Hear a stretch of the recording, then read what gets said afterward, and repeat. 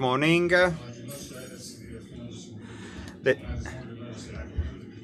Mr. Papadakis has just arrived, the CEO of Heraklion Port Authority. I would like to welcome you to the project ELECTRIPORT Project, findings, opportunities, risks, and threats of cold ironing in ports.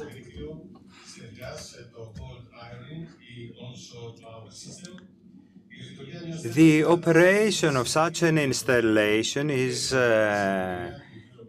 compatible with the European Green Deal and 455 in order to decrease the installation, the emissions and improve the environmental footprint of the Heraklion Port Authority.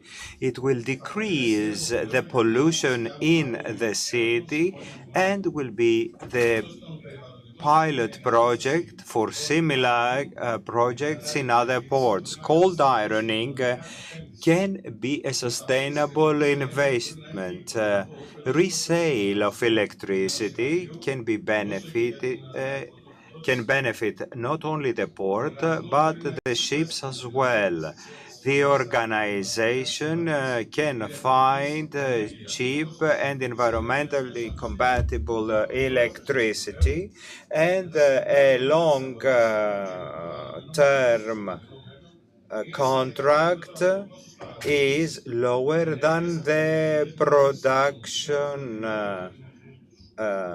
of electricity by the engines of ships. During the first part, we will have welcoming and opening remarks. Beyond Mr. Koutoulakis, who is here with us, we will start with Mr. Plakiotakis, Minister of Maritime Affairs and Insular Policy, in a pre-recorded message.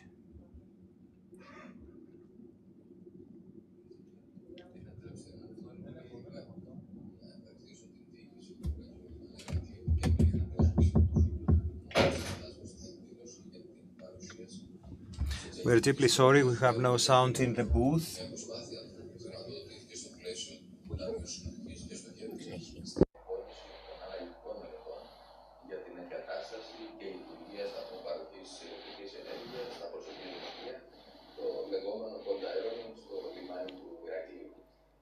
We're deeply sorry for that. We're expecting for the sound.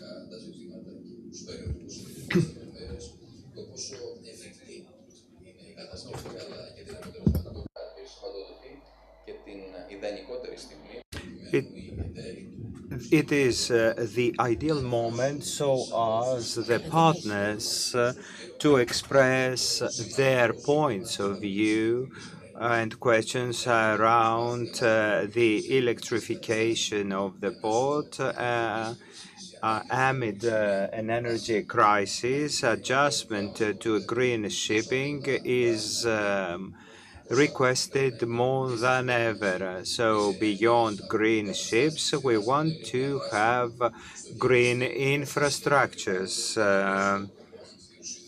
So cold ironing will decrease the CO2 emissions, NOx emissions, and COx emissions. Specialists of the shipping industry say that cold ironing and positive results that arise from its use can lead to respective activities for the ships in order to become more environmentally friendly. The Maritime Affairs and Insular Policy Ministry continues the vision of the Prime Minister. We try to make use of all the ports, and the value added is shared with the citizens, enhancing the geopolitical role of our country and the local communities. Thank you very much for your attention. We have heard the minister, and now we have Mr. Yannis Tsakiris, Deputy Minister of Development and Investments, and then Mr. Avienakis Zdukos and Mr. Koutoulakis. I would like to thank you for the invitation. I'm deeply sorry that I can't be with you today due to prior engagements. The energy upgrading of the ports of our country, as you know, is boosts the development of green projects throughout our country. The facility connecting Europe is the EU means to promote growth, employment, and competitiveness via targeted projects at all levels, supports connected trans-European sustainable projects in the sectors of transportation, energy, and in the digital sector. The services cover the gaps in Europe in the field of energy, digital networks, and the citizens of the member states shall enjoy the benefits of those projects as travel shall become easier and more sustainable. The energy safety is enhanced and increased, whereas a wider RES use is in place while promoting the transaction between citizens and governments. Such mechanism is focuses, as I mentioned earlier, on energy, transportations, and the digital field. In facilitating and connecting Europe facility, the development of the Trans-European Transportation Network is enhanced together with all relevant collection focusing on railway project, ITS, and cold ironing installations. Ladies and gentlemen, as you know, the friendly infrastructures is one of the core focuses of the current NSRS, as dictated by the European guidelines. It is very important to enhance the environmental footprint of the ports of our country and to have it in line with the strategic goals that we have in place after consultation with our social partners, particularly in terms of transportation. In the current program period 21-27, we have recorded the most important needs of our ports, whereas in the same framework, our cooperation with the Ministry of Transportation and the Ministry of Insular Policy, we are expecting to have interventions relevant to the reduction of emissions, alternative fuels, and renewable energy sources in our ports. The increased needs of our ports in terms of energy and the required new projects around ports impose and dictate improved techniques in managing energy together with the need for broader use of renewable sources. In that spirit, we utilize innovative solutions for energy by introducing smart and micro grids and networks together with all the developments in telecommunications. The energy management systems are proposing new opportunities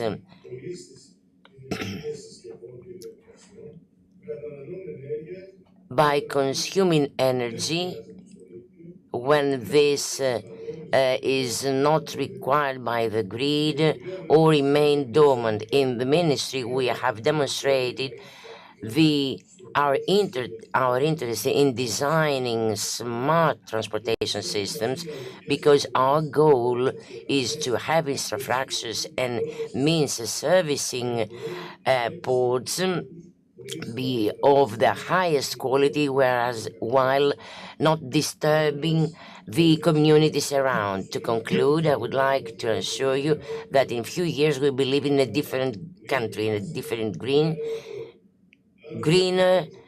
and a model.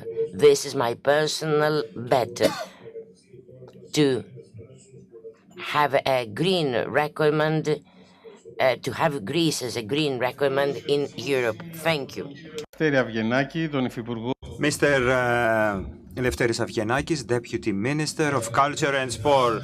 Dear Minas, Mr. President, dear friends, thank you for the invitation, and you gave me the invitation to participate on the project ELECTRIPORT project, finding opportunity, risks, threats of cold ironing in ports. So transition for the Greek ports starts from Heraklion, changing the way we have known things until now and the environmental footprint.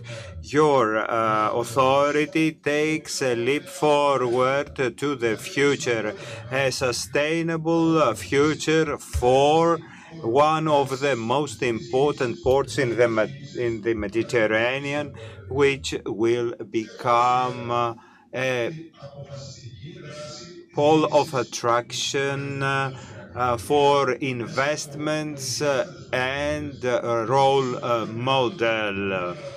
The whole project upgrades the identity of the port and enhances its connections. Heraklion and Crete gets an added value via this project because it comes clear once again that a concrete project can be carried out in Greece, bringing tangible results.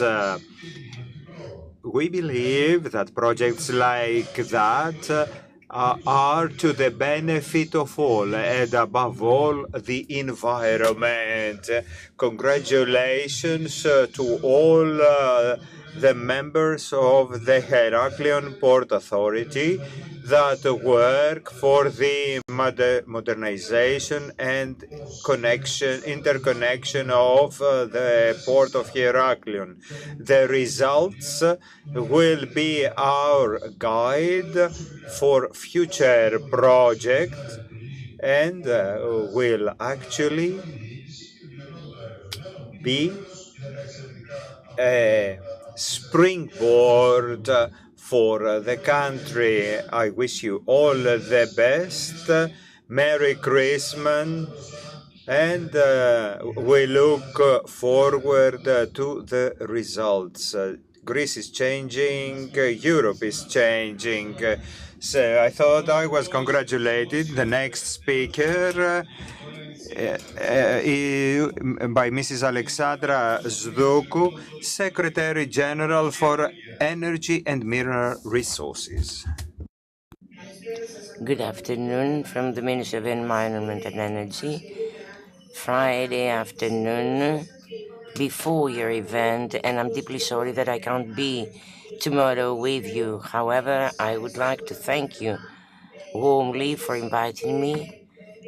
And before starting, I would like to praise the Heraklion Port Organization for this excellent initiative aiming at electrifying the port by reducing the greenhouse emissions, a port which is one of the most important of our country, a portal of the Trans-European network.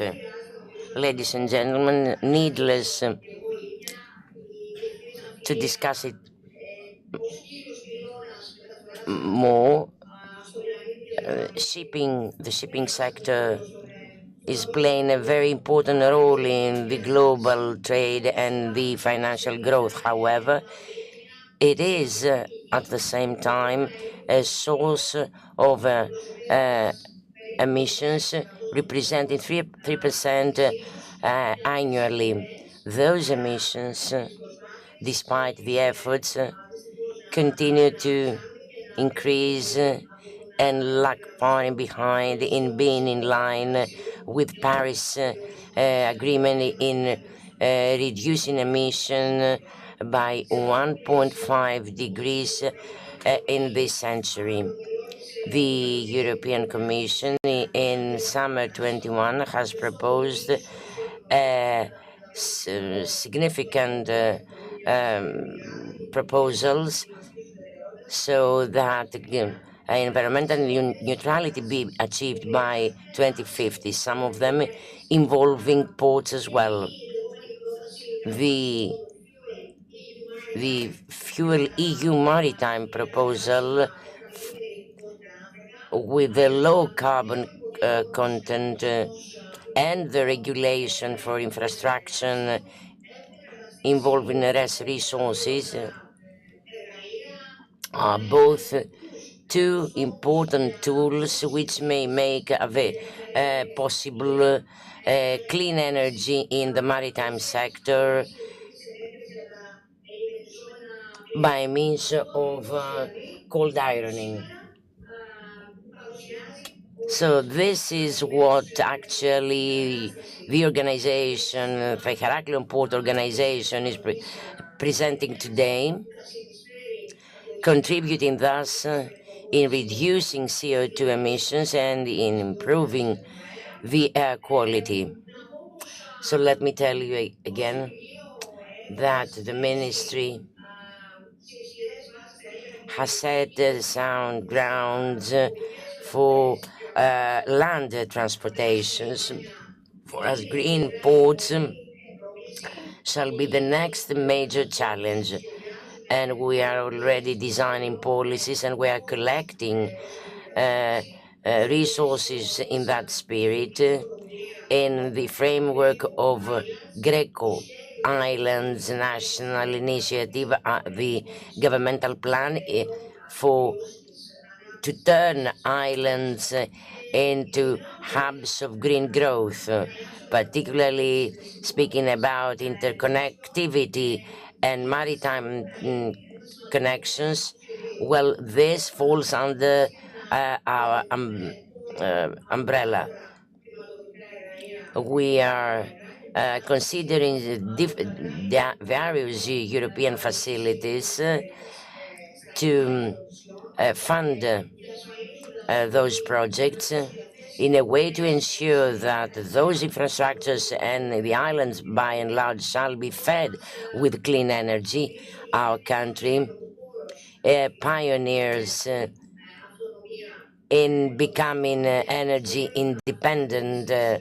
I'm referring to our islands, and this shall be enhanced further on in the years to come by leveraging the facilities of different funds in this and the next program period, together with the fair transition facilities, three resources that can make available part of those funds for those purposes. And ladies and gentlemen, I wish you every success. We are there supporting similar efforts. We welcome ideas, but I'm firmly convinced that green transition shall be definitely connected with the energy safety of our country. In this energy scope, which is a historic and national priority. Thank you again, and I wish you every success.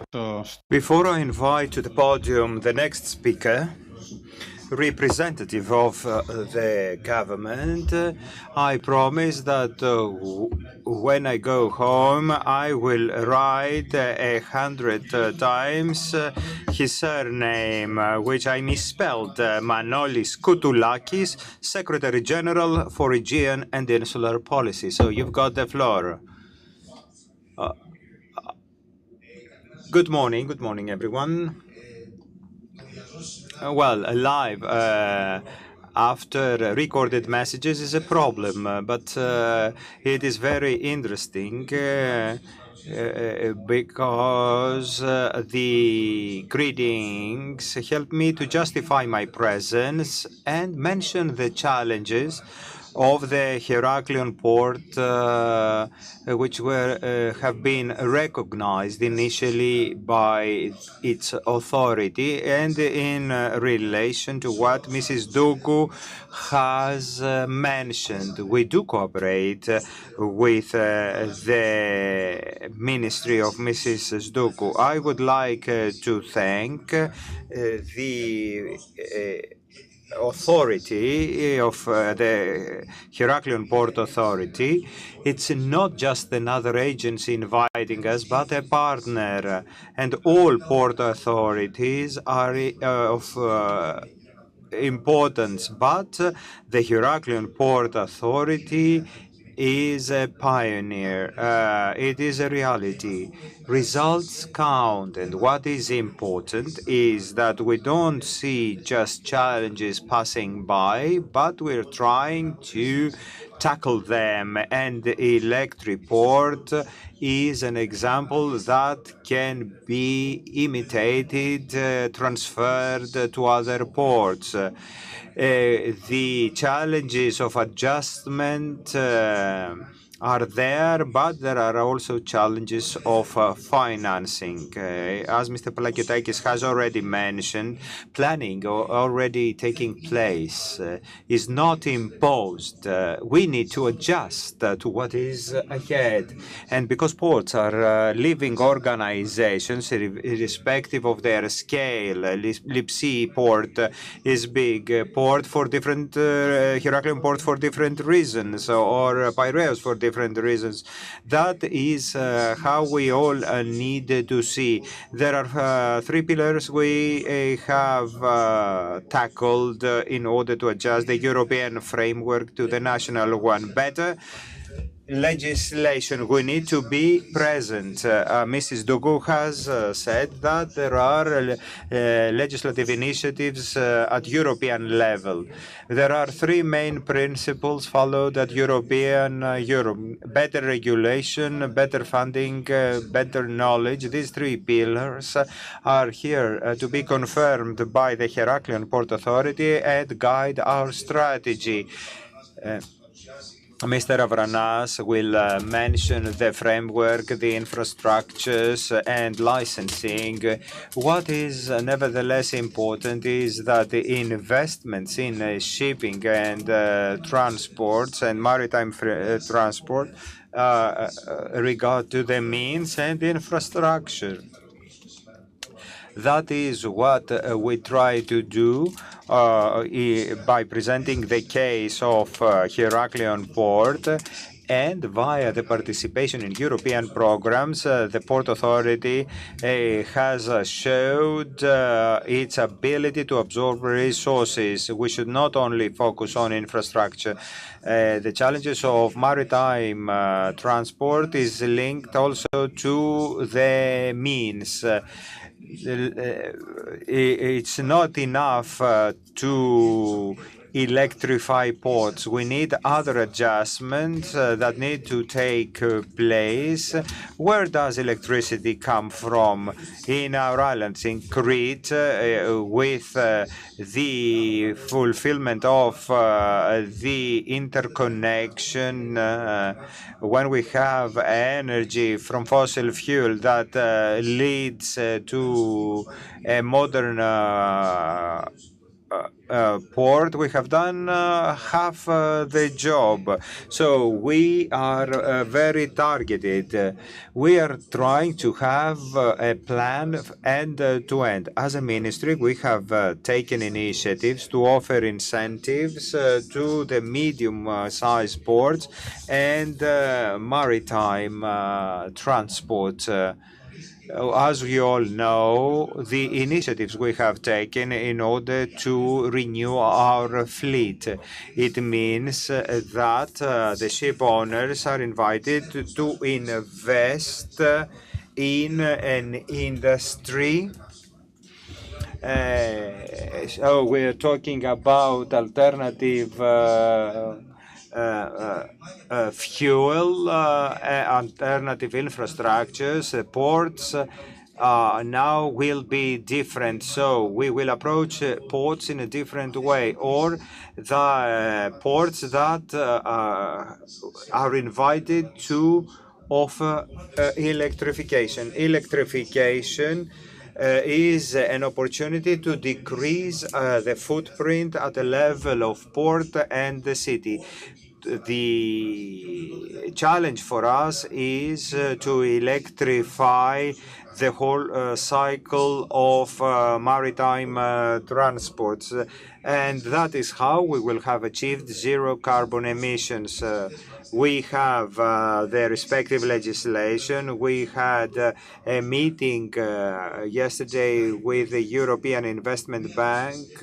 One of the priorities of a project of the bank is greening infrastructures in on the islands, and one critical infrastructure has to do with ports. So targeted funding is already on its way for this kind of investments. Furthermore, it is an obligation of the authorities to produce new knowledge that will be exploited by other shareholders. Thank you very much. I wish you all the best. And now we'll invite the CEO of the Heraklion Port Organization, Mr. Manolis Papadakis, to present. Minas Papadakis to present the project of the electric port.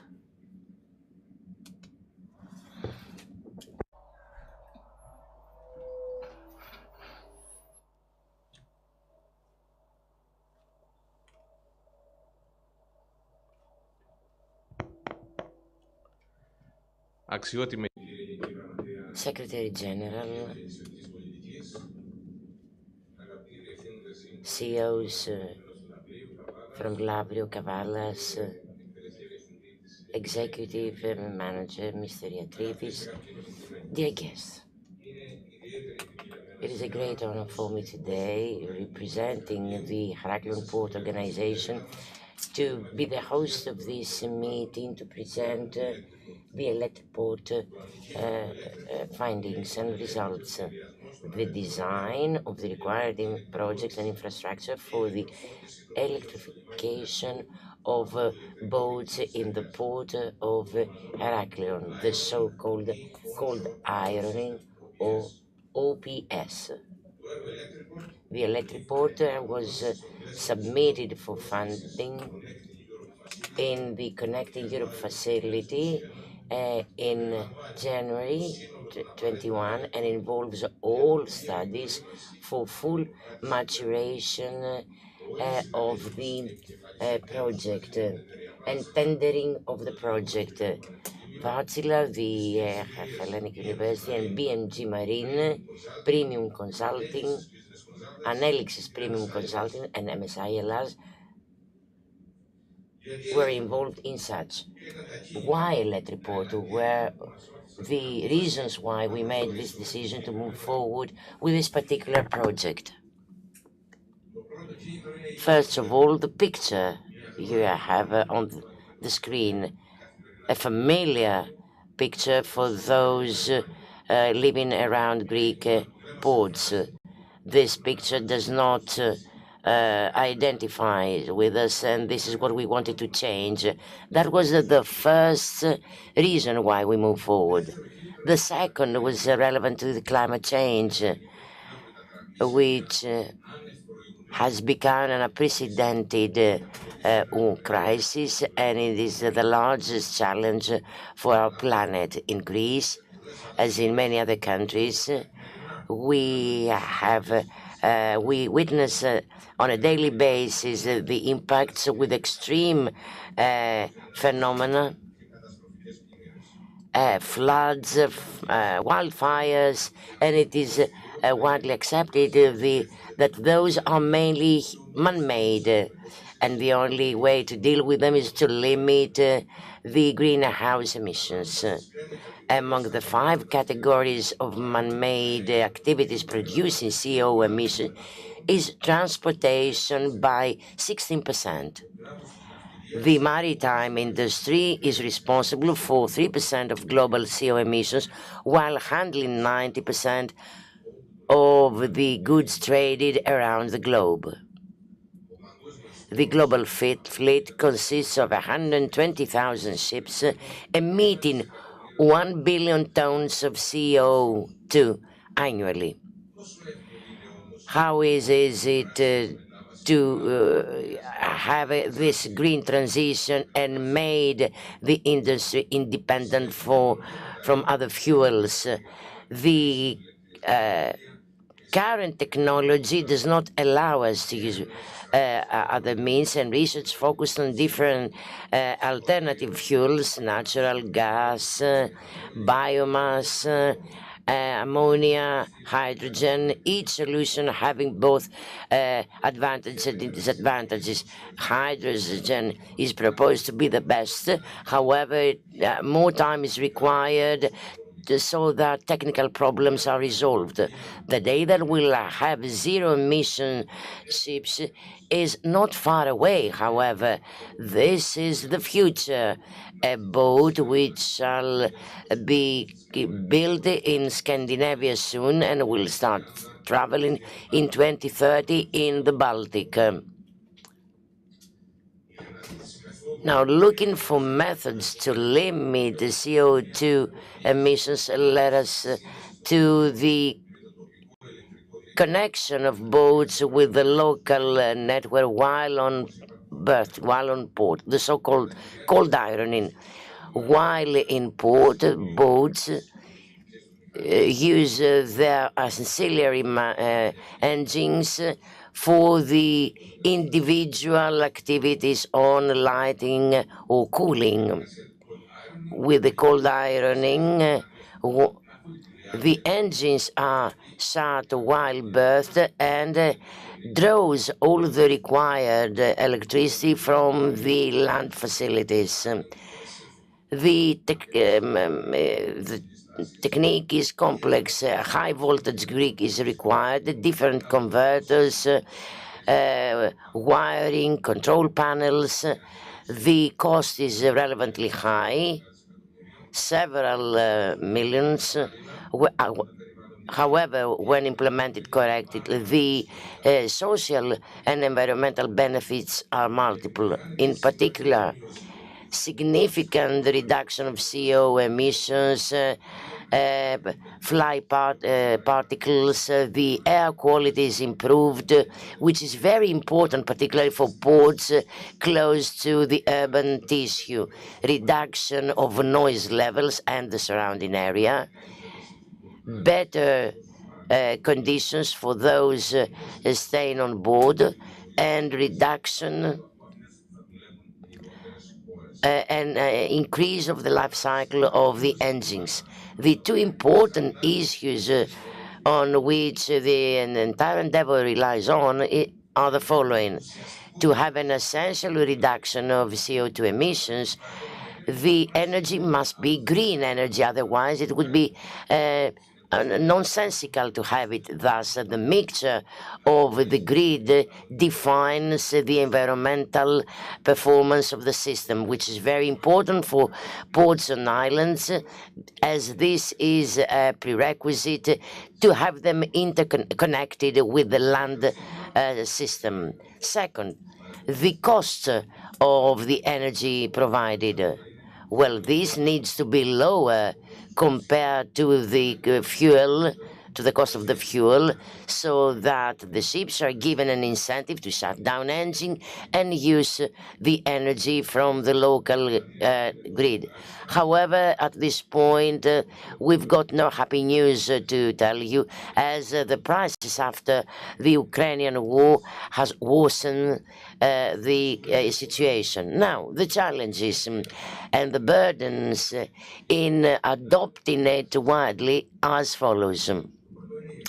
First of all, come up with the required energy. How to find it? Because large cruisers have enormous energy needs. There has been some kind of hope in the past to have smaller cruises. However, this changed, and we remain with 6,000 travelers on board. So together with the crew, we'll be having 8, possibly 1,000 people on board, which means that the energy requires higher than 10 megawatt. So take into account the port of Corfu, which may host 3, 4, 5 cruises together. Well, the needs would be enormous. And again, compatibility challenges between the local grid and the system on board the ship. Different ships require different voltages and so on and so forth. Thus, to cover all those needs, we need different transformers and systems. Legislation challenge in Europe. Second challenge, the lack of essential relevant legislation for cold ironing is possibly the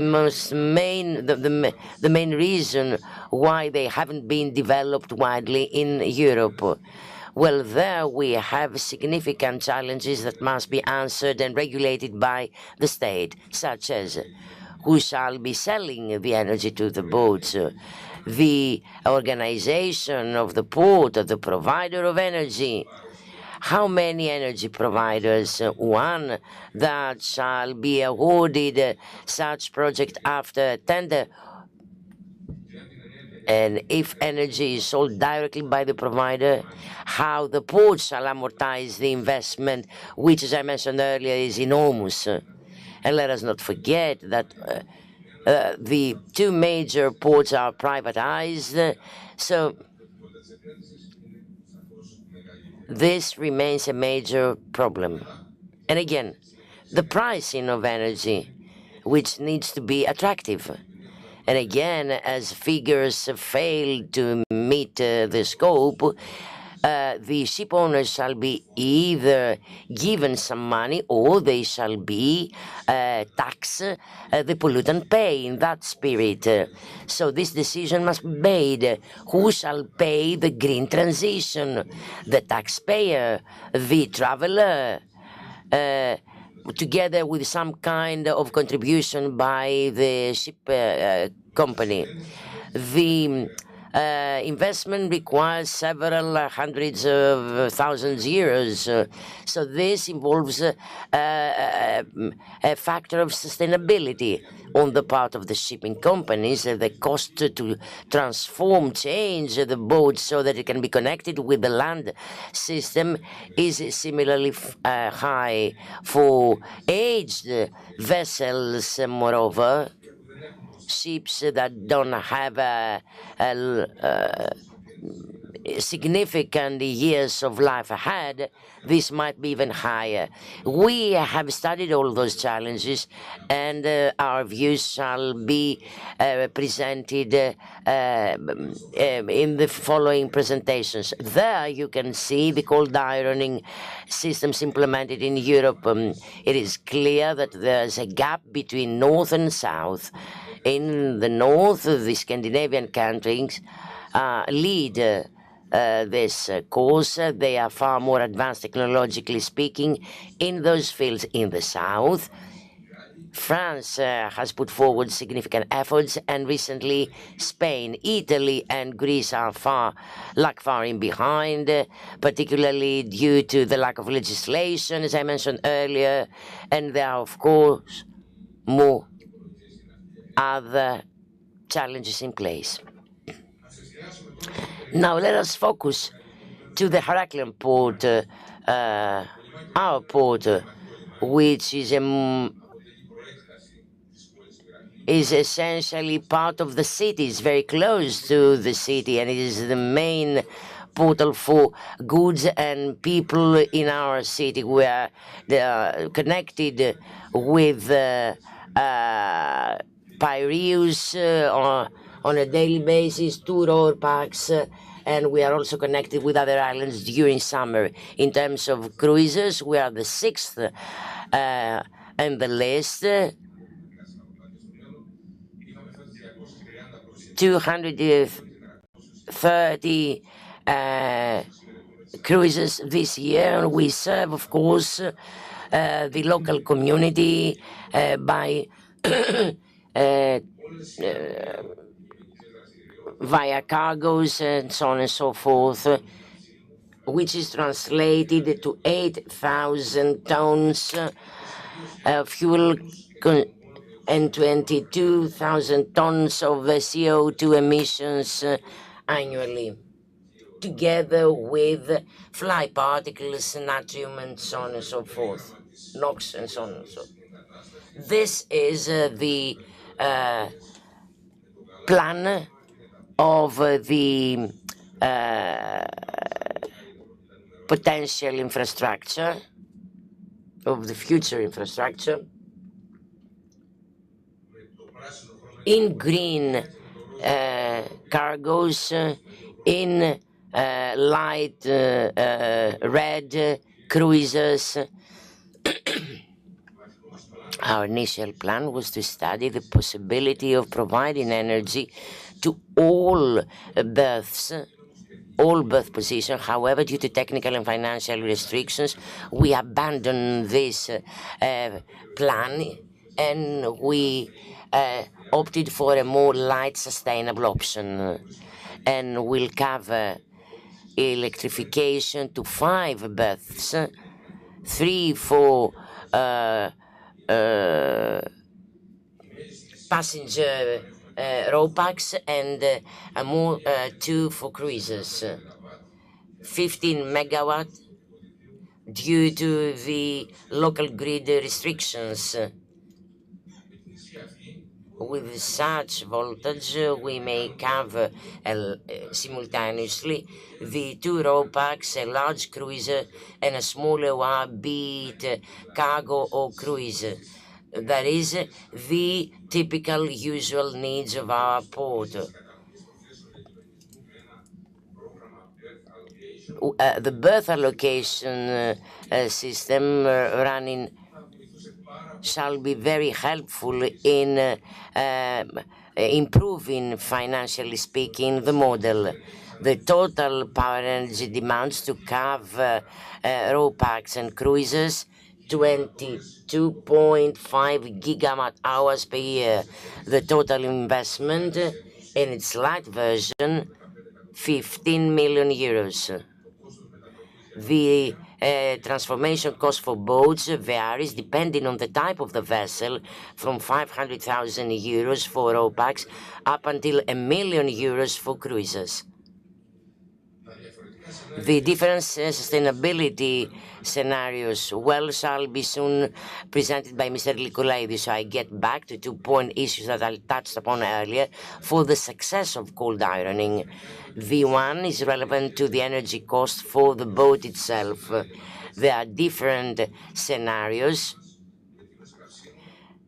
Fuel cost before and after the Ukrainian war. So you can see on the slide that the new status changed dramatically the picture, increasing the cost, thus getting back to normality is a must to have in place something sustainable.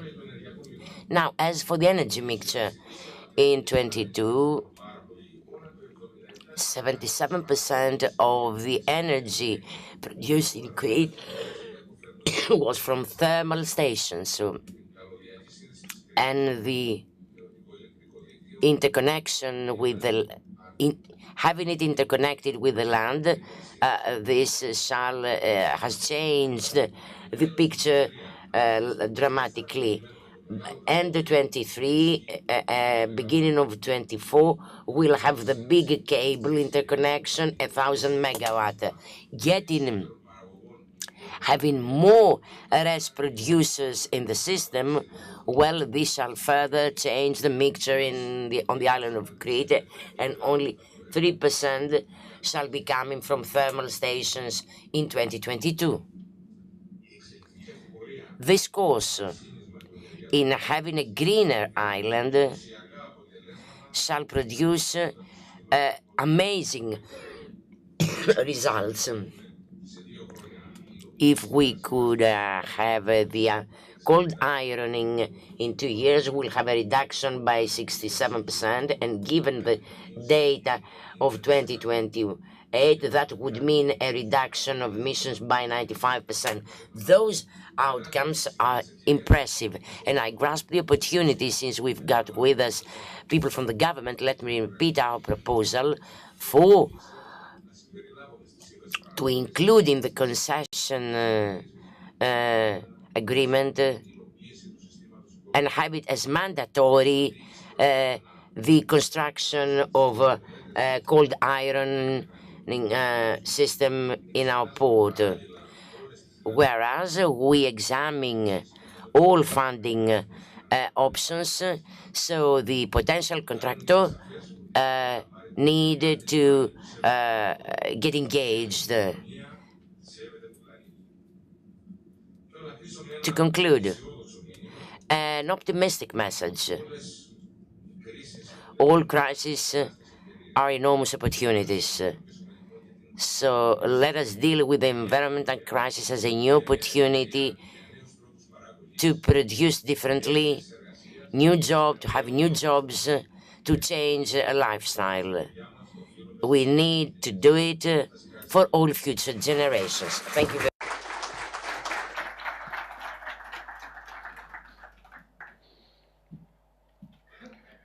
much. And now it's high time for our panelists' presentations. We will have the presentations first, and then we will have Q&As. And we will be connected now with Mr. Avranas Antonios, Maritime Transport Attaché, permanent representation of Greece to the European Union, who will talk about the institutional framework of cold ironing. Good morning. Good morning. Good morning, Mr. Mr. Tsamopoulos. Can you hear me? Yes, we can hear you. Thank you very much. Good morning. Good morning, everyone from Brussels, -2 today in the morning. Thank you very much for the invitation to participate in this conference. My contribution will concern, as mentioned earlier by the speakers, especially Mr. Zdoukou and other ministers, on how Fit for 55 and the regulation for fuels is discussed in order, if everything goes well, from 2023 to have a new regulation. And this regulation will be the one that brings the obligation for cold ironing in ports in Europe and in Greece. What is happening in Europe with regard to the institutional framework, and we discussed that with Mr. Kyriazopoulos. The Council agreed on a general text this summer. In this text, in Article 9, cold ironing was agreed for ports belonging to the Trans-European network. For ships more than 5,000 tonnage that will be in ports for more than 2 hours, and other ships should get electricity from the land up to 90%.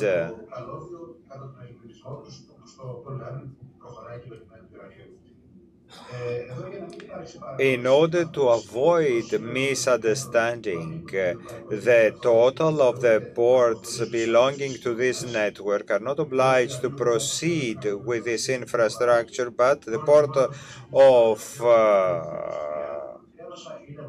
Heraklion, with so many boats passing by, must have this obligation. 2 months ago, the European Council adopted its own position on the text, and the legislators κανονισμού. Το διάστημα an exchange of views on this και το Ευρωκοινοβούλιο regulation. We had then an informal dialogue on the level of permanent representatives will take place next Tuesday, and in Article 9 there will be an agreement. The other trilogue for the next initiative, micro-electrification on the part of the ship, took place on the 8th of December. For these results, the maritime transport team will be informed this week, and all the issues that have to do with the electrification of ports that do not belong to the trans-European network. Nonetheless, the two regulations have to be aligned. Another issue that is out of current concerns is the possibility of the ports to offer electricity, the capacity they need to have, not only in our country, but a lot of countries in the South Europe are not ready to provide this kind of electrification. Towards this direction, and after the suggestion of the Council, there will be an amendment of the regulation that has to do with electrification. In our case, according to the text, up to the 30th of June 2024, in 1.5 years from now, and every 4 years, the member states should estimate how the development of the grid for all types of e-mobility will contribute to the energy system, and how electricity can be produced by RES.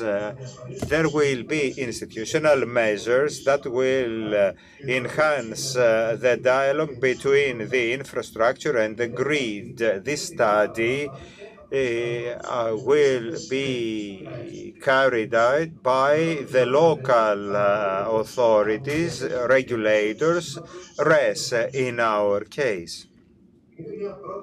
It is a first effort to deal with the problem we might have, not from the lack of infrastructure, but lack of the grid to support this infrastructure.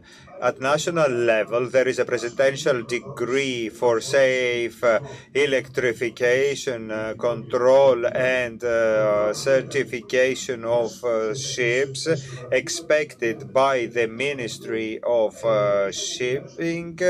And with Mr. Kyriazopoulos, after a meeting with Mr. Kyriazopoulos, I have found out that we are not ready yet. So the presidential decree had to take into consideration certain parameters. That is why it is delayed.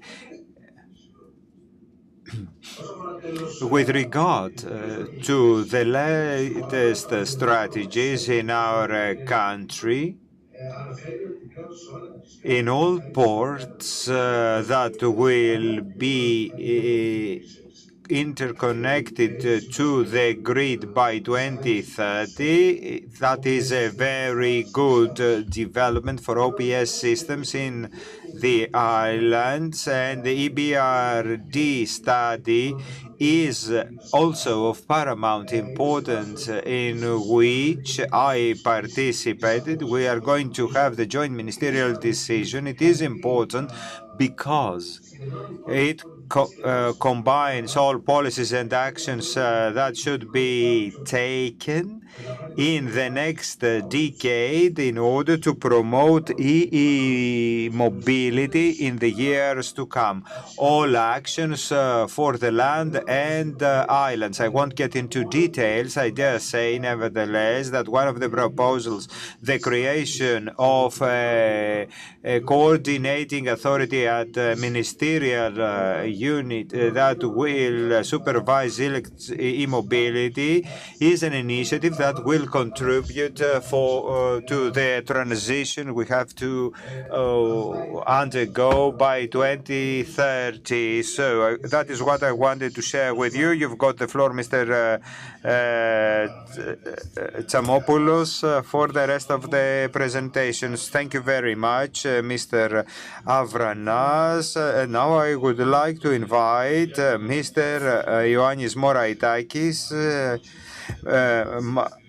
Vartsila,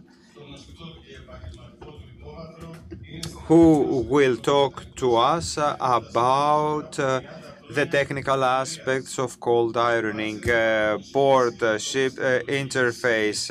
Vartsina is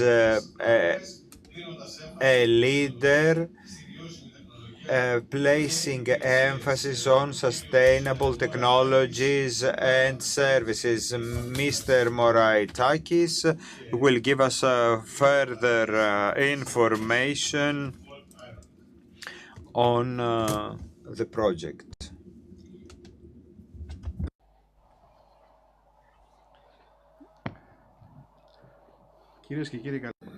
Ladies and gentlemen, good afternoon.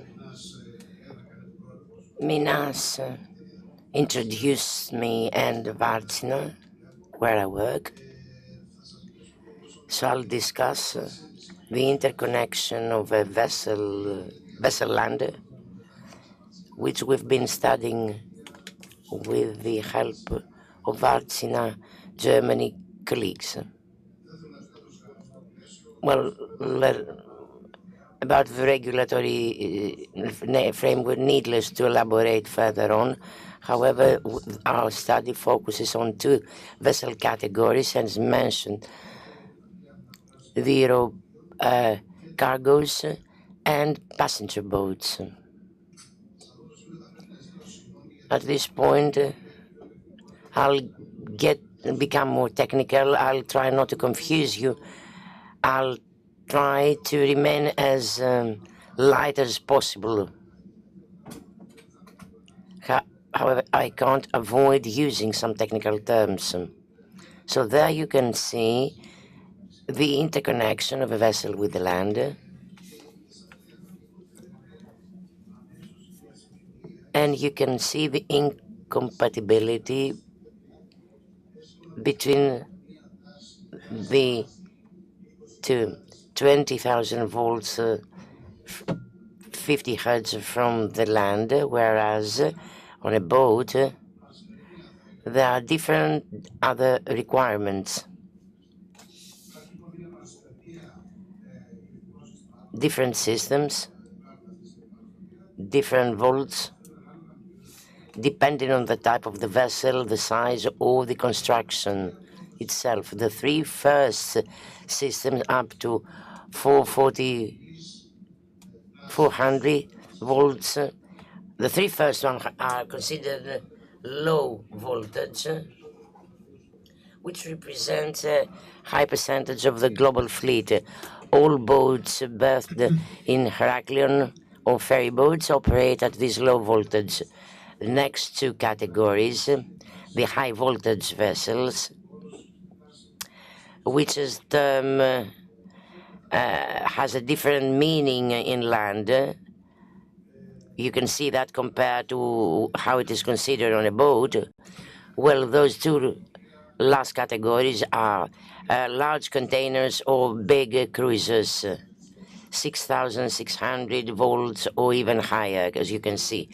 So there we've got two question tags. The first one, what kind of electricity will provide the boat and how? So the first question The easy solution, whatever the voltage of the boat, give it to it. However, this is not feasible because we cannot convey high voltage to low. The lowest the voltage, we need larger cables, and for this reason an average one relevantly high is required, which shall be transferred to the boat, and there it must be transformed again to lower so that the systems operate. And this is a nice picture. There you can see the cables transferring similar energy, 660 voltage, and you can see the lower the voltage, you need more cables to transfer similar energy. The average voltage, as designed according to the protocol 80,500, covers 5 categories: cruisers, ferry boats, catamaran, fast ferries, whatever. All those are OPACs. And the 4th category, cargoes, and the 5th, smaller cargoes, trade boats. There we have a higher voltage, 660 voltage, and a secondary one for boats can be given a lower voltage so that the cold iron be easier for those boats. There you can see the berths in full design. We'll be delivering both the first stage and the final one. There we have designed together with our partners a central grid, 8,000 volts, 60 hertz, with a central transformers, and then it shall be distributed to electrifiers on the berths. From that point on, the feeding shall be delivered by portable sub-units to shape the final voltage according to the requirements of the boat. This shall be so for all positions, save those for cruisers, because we can't have portables for cruisers due to the high voltage required. So this a plug essentially where the cables are connected, and on the right the portable station, which essentially is a transformer, together with some other items that are necessary for the control.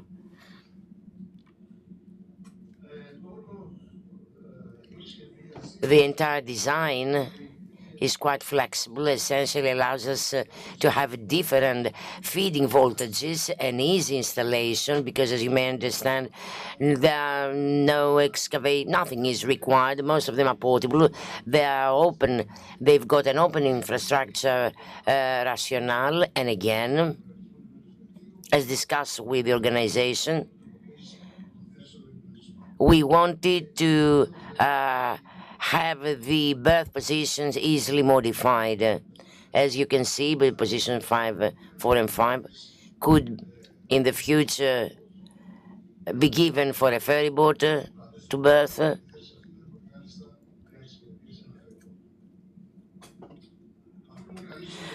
Well, now let us get to this second point. How will transfer this voltage to the boat? This is not what we wanted to have in Heraklion. We can't have cables lying on the floor, so 2 categories, or either permanent system, well compacted pillars on the berths with the cables mounted.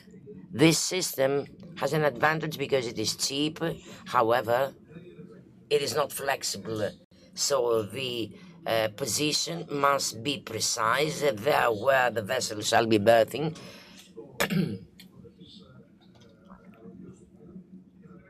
We need to know it, to have the vessel fully in line, lined up with the pillar.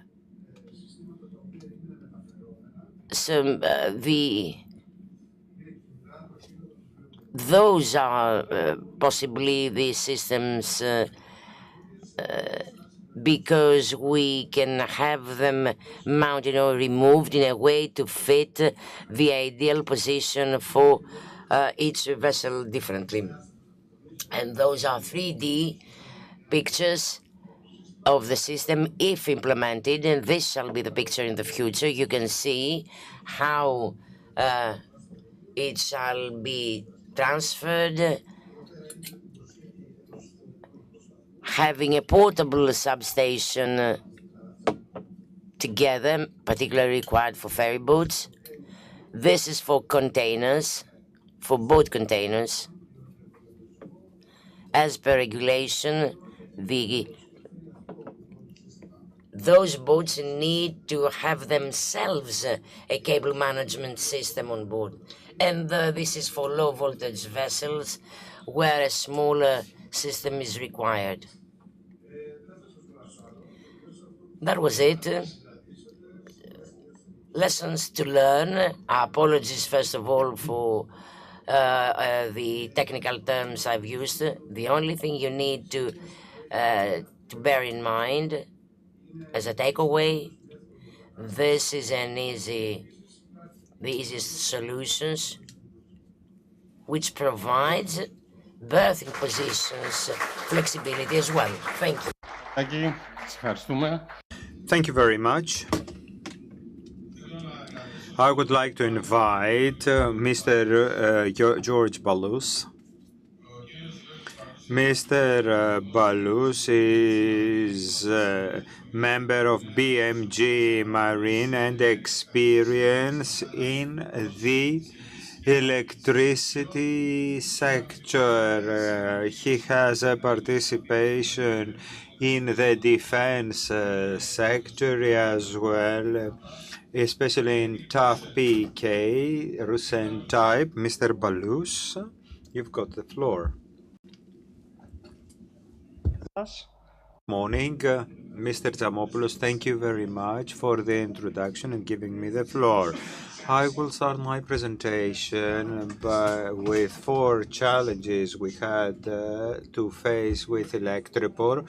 The different types of ships is the first one. The second is that we had to collect all cargoes in order to have in mind what voltage to use, and the third is that the project should guarantee a significant cut of emissions, which, if implemented, the decrease will be significant since there is increase in the penetration of RES in the grid, which is compatible with the terms set by the EU. Last challenge is that the investment for the port and the ship owners be profitable and sustainable. Well, the port pays emphasis on RoPax and cruise. Cruise statistics, as you see, show an upward trend.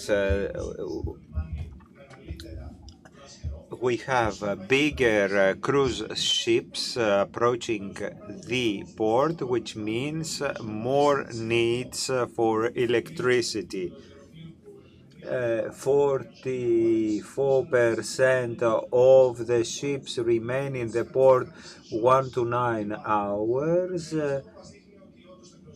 44% 13 to 50 hours, and 10% more than that. Energy consumption by cruise ship, total energy consumption in 2018 is 6.65 gigawatt hours. In 2019 was 6.70 gigawatt hours. The projection total energy consumption for 2022 was 12.40 gigawatt hours. 2023, 10.70 gigawatt hours. What about shipping? And passenger ships, fuel, energy and emissions, fuel consumption and emissions of ro-ro passenger ferries. You can see that the fuel consumed in tons per year, and the emissions. By taking a look at the board, we will have a central station. We will get the 20 kilovolts in 50 hertz. We'll allocate them in 3 permanent stations. We will be in the dock of the yachts, and the dock 3, 4, and 5. The next positions will be serviced by portable infrastructure. Here you see the dock 4-5. This is the location of the substation.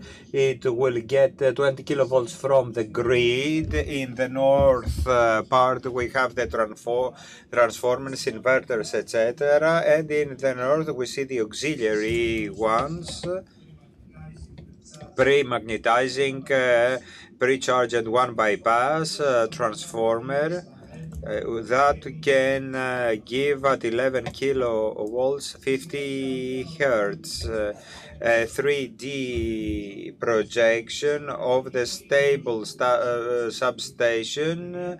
It is the same as in dock 3, and here you can see how it is depicted.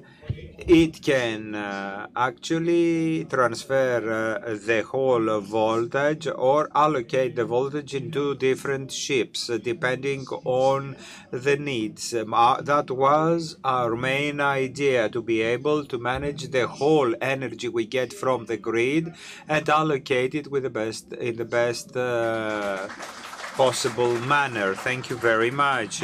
I would like to thank Mr. Balous, and I would like to invite Mr. Emmanuel Karapidakis of the Hellenic Mediterranean University, and on various other posts.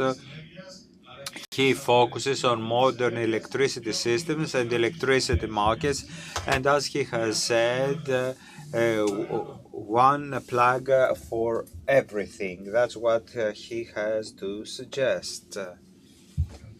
Good morning everyone. Following the presentations until now, it is clear by all of us, I think, that this specific issue is rather complex, and on my part, give me a minute, the speaker says. Will mention to the grid, because the ones who design how to give electricity to ships and other teams designing to offer electricity to vehicles, etc. Okay, they bring terror to the producers and operators, because infrastructure is not that flexible and cannot be extended. When we talk about megawatts and gigawatts, hosting these gigawatts in the grid is a headache for the operators and the producers. Well, for us, our job was to facilitate the job of the operator to create a substation that will be able to distribute the electricity in an island where the voltage occasionally has ups and downs, and so we had discussions with the DA that, and we had to persuade it that it is this thing can be applied. So we talked about a capacity that won't will be dedicated specifically for the port. Another issue was mentioned also by other speakers is that if it comes from fossil fuel, this energy comes from fossil fuel, and in terms of that won't worth anything. So we need to have clean energy in the framework of green transition. So it is a policy issue. The first is to get the capacity directly from the grid. Well, it has 13% from the land system, 13% from RES on the island, and 64% contribution from conventional units of the island. This is absurd. The interconnection can be higher. We can get 45% with this interconnection from the mainland, but with high energy prices and the energy crisis, the prices, sale prices of electricity in Crete from diesel was cheaper than from natural gas. So we gained more by producing kilowatt hours with fossil fuel on the island than importing electricity produced with natural gas from the mainland. So another option was to be able, as a port authority, to produce energy resources, to exploit PVs and offshore wind turbines in order to cover the load. What I want to show you, cold ironing scheduler. One is the energy balance, what energy boats need, if I can cover it, but the capacity. I want high capacity, high energy for short time, and I should focus on that. That makes difficult for me to manage things. Beyond scheduler, we work with the whole consortium. We have the assistance of επιμέρους και σε κατατόπους την ένταση ισχύως. Ουσιαστικά of storing to allow me to store electricity in order to balance if we have lack of energy at some time. And the conclusions of all this effort is significant energy consumption for cruise and ropax ships at berth. The technical design of the installation is a matter of great importance for the efficiency of the project, and ops installations based on green energy. The scheduler tool may be required for the day-to-day operation of the ops infrastructure. Mr. Karapidakis, thank you very much.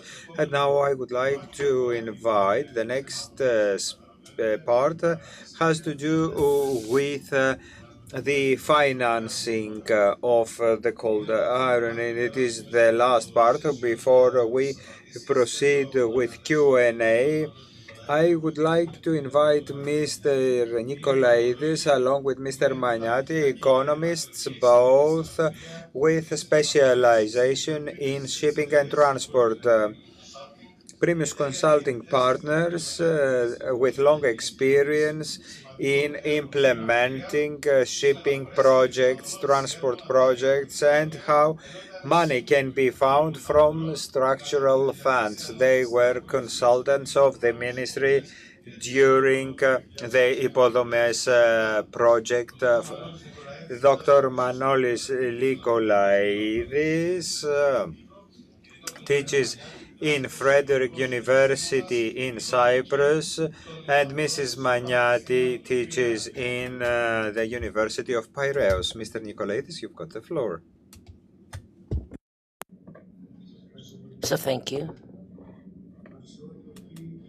Ladies and gentlemen, it is fully understood by now the level of complexity that we need to deal with at an institutional and technical level. However, on our part, we are interested in discussing something else, meaning not just the funding, the financing of the project, but the sustainability of it.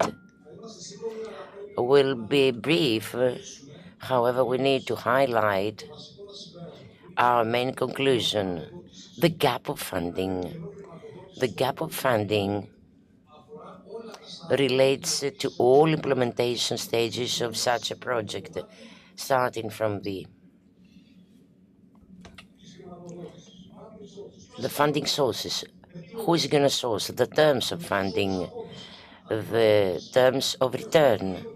We've got two main parties, the port on the one side, who needs to fund indicatively an overall investment of 15 millions for those positions and capacity for the port of Heraklion. And again, we have bodies, the counterparties, there are the ship owners that shall be obliged somehow to adopt a totally different method of energizing and operating the vessel. In this complexity, there's the administrative factor added. The port itself must become the manager, the operator of a system which needs optimization. In other words, the energy purchased in order to feed it to the vessels, and next, the best possible supply to those boats. In other words, practically, we've got 10 vessels at the same time. It's totally different to manage the overall situation and the benefit for the port of how those financial items need to be embedded in the final outcome, instead of distributing its capacity to more vessels in a length of time which might be longer. Where the energy comes from, we have defined the following factors, the following parameters. The grid via PPA's contractor, or by means of investment of the organization itself or on energy resources, meaning the port becomes a provider. The model of managing a port with those capacities goes beyond of the traditional management of port activities. The price that the port needs to offer so that there is a return on the investment. Given the current PPA prices, we've calculated and come up 55 euros per kilowatt hour, 0.55. A margin, in other words, 10% on the price on the contracted price via a PPA. For the financial model needs, well, my colleague Mrs. Magnati will give you more details. The important factor is the utilization rate, that is, having the investment in place. I can produce specific energy and feed it to the vessels. As touched by Mr. Papadakis earlier, utilization rate of the port itself. The berth allocation must be such and in cooperation with the companies that can be best served, and the port itself may serve their needs. Another important cost factor, given the situation, we'll look into it later, which is the response of the port, if it's feasible, viable, sustainable, and the ship owner. The mixture is shaped to have a final price of 55 euros per megawatt hour. In the mixture, we have the taxes added and other factors, such as the cost of the energy itself produced and environmental factors, and so on and so forth. The legal framework, the institutional framework, is it prepared to bridge this gap, taking into account the expenses as well? We have forecast other parameters in our model and a gradual, step-by-step demand, as discussed with the port people. So the demand has been increasing. There are more discussion with cruise owners. Well, and it appears that such increase shall become higher in the years to come. So on those bases, we move forward. And again, the utilization part, we have calculated in our model a low rate of the capacity which shall be provided by the system from 4 until 13%. Practically, it is impossible. The energy that you can have in the system, well, have it continuously, because boats do not berth and come on the same frequency all months or throughout the day continuously. The basic infrastructures, we've run certain scenarios from the break info. In other words, how the infrastructure itself, by paying and transforming its financial mixture, meaning who pays for the infrastructure. Well, would that be a European facility as discussed earlier? And to what extent? The main infrastructure shall be funded by 50, 60, 70%. Less. So there are different breaking levels in our model. This is 175% scenario where we've calculated that unless the port is helped, is assisted, and infrastructure in terms of the capital required by at least 50% or higher, then such investment won't have any return, won't be profitable. On the contrary, if the infrastructure is funded by the facilities, EU facilities, then the break-even gets at very lower levels, at 80% approximately. To save time, we have calculated CO2 emissions together with all other pollutants, sulfur, and particle matters. So we introduced the concept of the social costs. Two approaches: one, calculating a cost benefit in relation to the investment without embedding such social cost, and a second one by embedding the social cost. Which is the social cost? The one you can see on the slide. CO2 emissions, SOx, NOx, and all others, do they have a cost? Of course they have.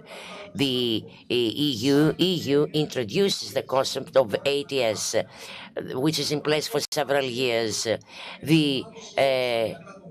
And all sectors are integrated in this European emissions stock exchange. So we have an OPS system. What do we gain? Technologically speaking, reduction of CO2, which is translated in a social benefit. Unless we embed such social benefit in a cost-benefit analysis, then the challenge and my problem is that it becomes non-sustainable. If we embed the social cost and I measure that such investment OPS, cold ironing investment, will give me this such social cost, which can be defined as I have figures for everything, all emissions, then in that case, this benefit must be calculated and co-estimated. If I measure and I co-estimate the social cost, then I have a positive impact, which is demonstrated that we are lower than one digit, higher it is beneficial. We quantify the term of pollutants and we integrate it in a financial model. Do we have to do it? Of course. And at a European level, the state needs to understand and decide whether it wants to consider pollutants as a social benefit, which shall be redistributed to the ports, the vessels, and the cities alike. And another major issue, certain assumptions together with my colleagues, and we've concluded to a model. This is just a screenshot of an enormous page coming to certain conclusions. An enormous sheet. The ship owner today has to deal with a high price in terms of fuel. However, this price is a spike in the entire oil prices shaping, and it is not higher than 1,000 per ton, the one that shall prevail in the years to come. In other words, according to my opinion, it is very risky to calculate it statically over 1,000 to demonstrate that those systems are profitable because they come closer to the operational cost of the ship owner. The ship owner has to deal with the fuel cost and has to consider a pricing model which is unknown. So we have a calculation sheet which is enormous, taking into account different scenarios, may come up to the assumptions, those assumptions that shall make the system feasible and sustainable. Which shall be the cost if the operational cost per hour or per berthing to a port per approach and the hours in stay in the port. So if such operational cost together with an OPS use is competitive, taking into account with the operational cost if conventional fuel is used. Around 10,000 euros, operational cost per approach per specific ship, per specific assumption, and 7,600 euros operational cost on the ship owner's part with conventional fuels. In few words,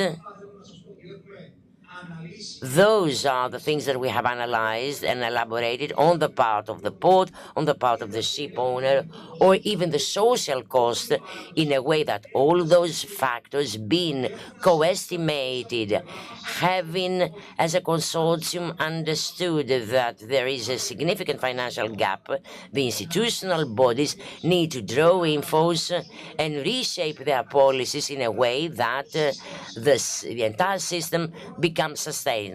By itself, it can't stand. So let me give the floor to Mrs. Magnati now.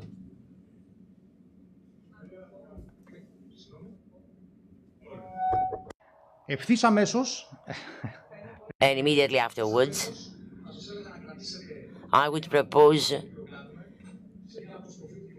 that you keep this. We got a poll. It shall be soon operable. Scan this QR code. I'll get back to it and tell us whether you believe that the port shall eventually adopt cold iron or not, and something more. Well, hold on a minute. We'll activate the QR code soon. Όχι, το κάνουμε μετά. Κάντε την παρουσίαση, κυρία Μανιάτη, και μετά θα ενεργοποιήσουμε και το βόλ.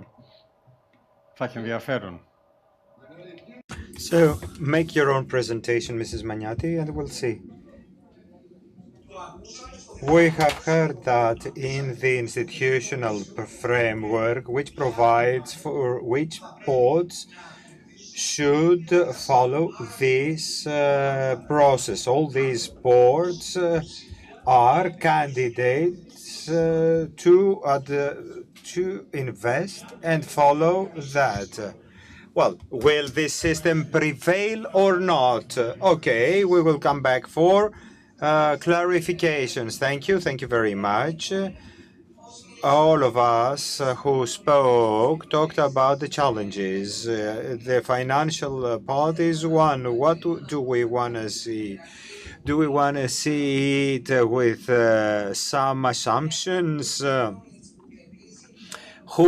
What is the cost effectiveness of the process? Who wins? Only now? Of course not. We will need to have the possibility, and that was our main challenge, on whether whatever we develop as a study or a survey can be implemented at any time when the PPA, the price, how much I buy, I sell, how much it costs, or the fuel cost is sustainable to proceed with an investment.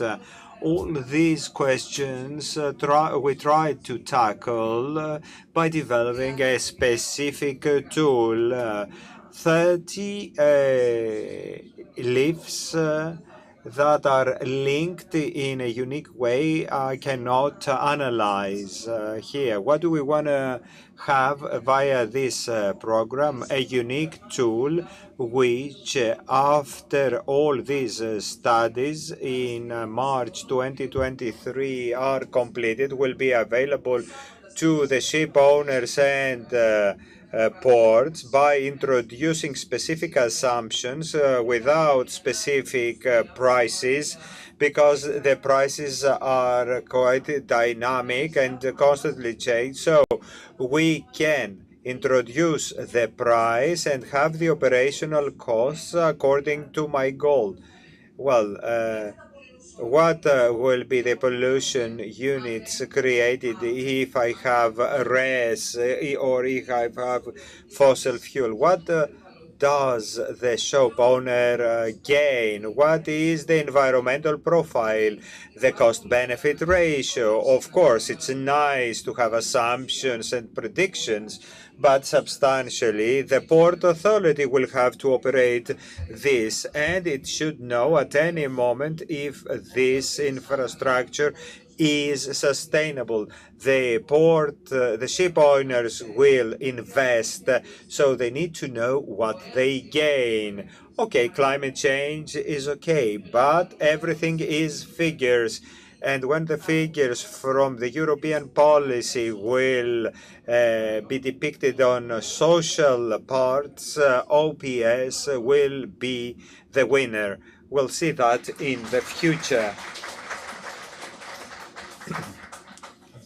Thank you, Mrs. Magnati. And okay, shall we see the port? Okay, by scanning your QR code, the QR code, you will have to vote. To vote. Okay, when you scan it, we will see the answers. Okay, so you will have to vote. Okay. Αυτές ήταν οι παρουσιάσεις. We had the presentations, and now we will proceed with the questions. Two questions before we proceed with the audience. I would like to ask. We have with us Mr. Nikitakos and Mr.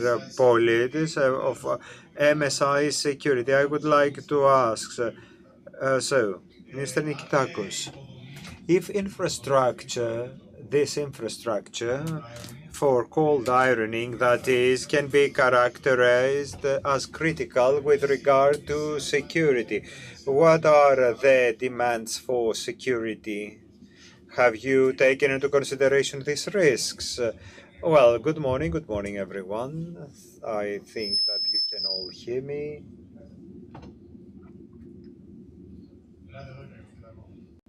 Well, you can come up here. Okay, you can hear me. Yes.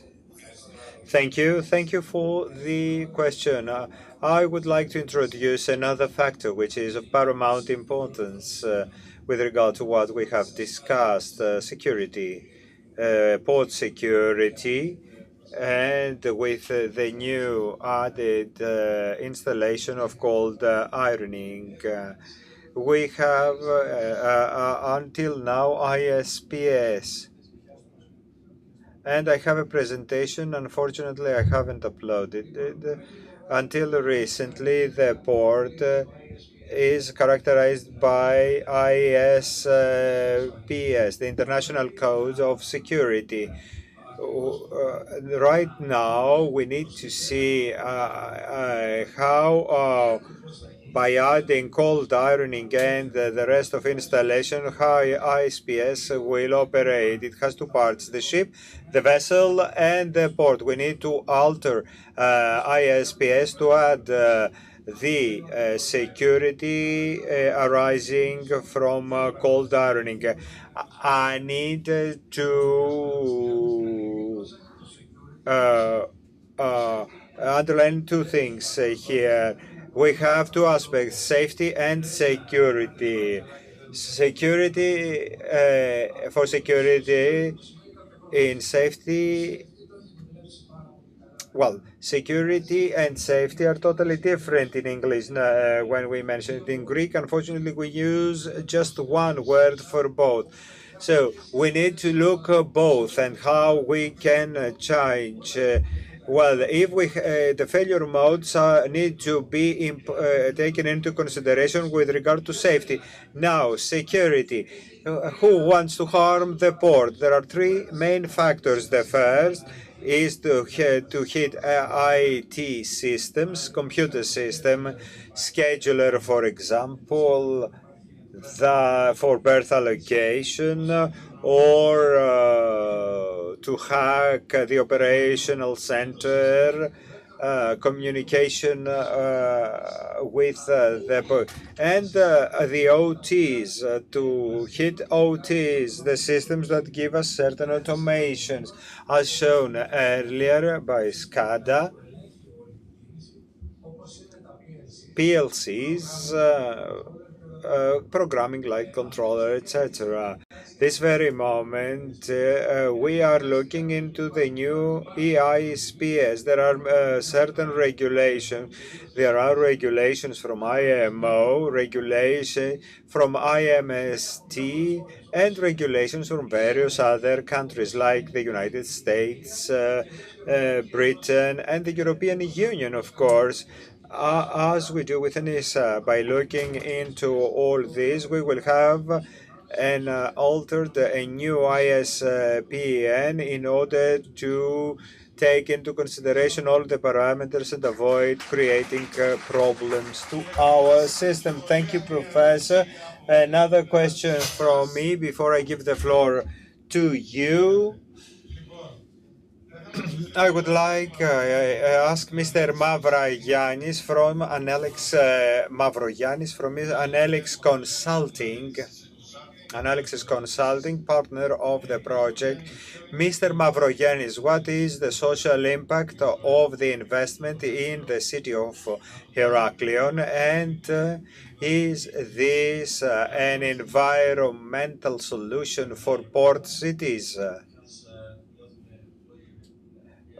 We are very happy, all of us, to participating in this presentation of an important project. We believe is important for the port and the rest of the city. The port of Heraklion was always has always been linked socially and financially to the city of Heraklion.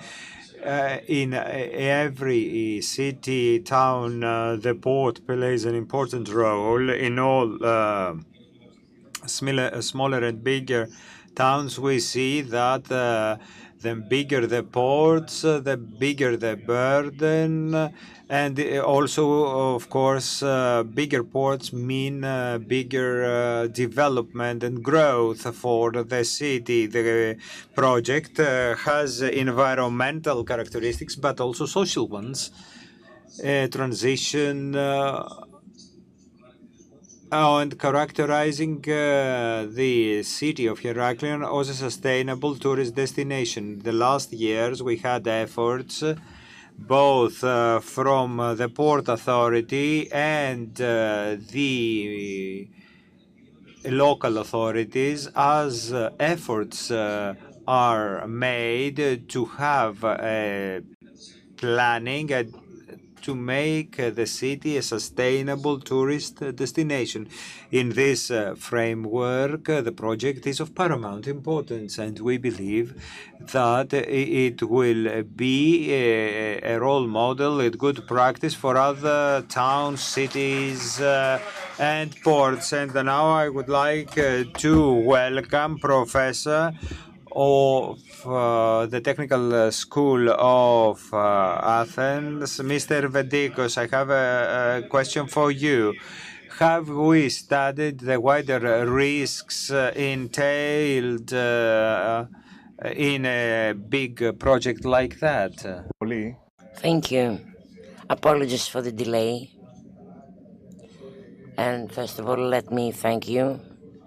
Well, and the hall is full. I'm very pleased.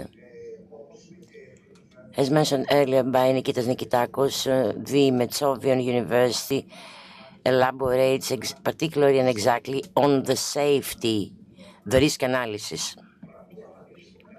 How to answer? Well, we are discussing something which in Gothenburg was implemented 20 years ago. This is what we are discussing. And we've had the ports on, yeah. And I'm deeply sorry that I've missed it.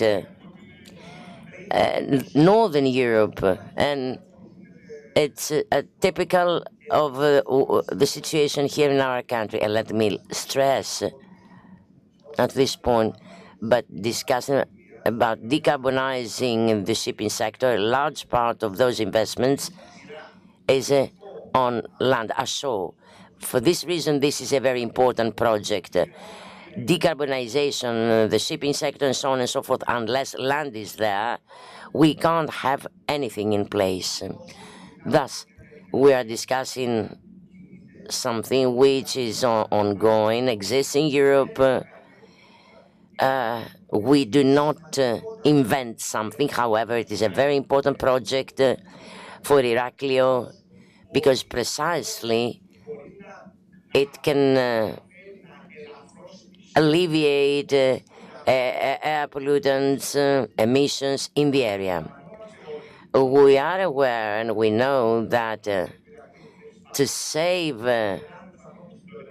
the port people and have the people in Ptolemaida go crazy. Well, what I mean by that, I mean that we need to have a RES in place. And again, speaking about Crete, cruisers that need to be given megawatt when in berth. Well, is the grid in place to support such activities? Those problems must be resolved and are directly connected with the investments required inland. Risk analysis, of course, by HAZOP analysis.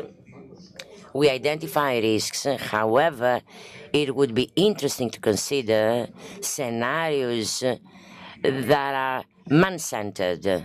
Okay, the Norwegians has resolved the rating houses are there, the indicators, the technical equipment can be easily identified. However, we're speaking about CONOX procedures, CMOPs, and people in Greece, not in Norway, that shall implement it for the first time.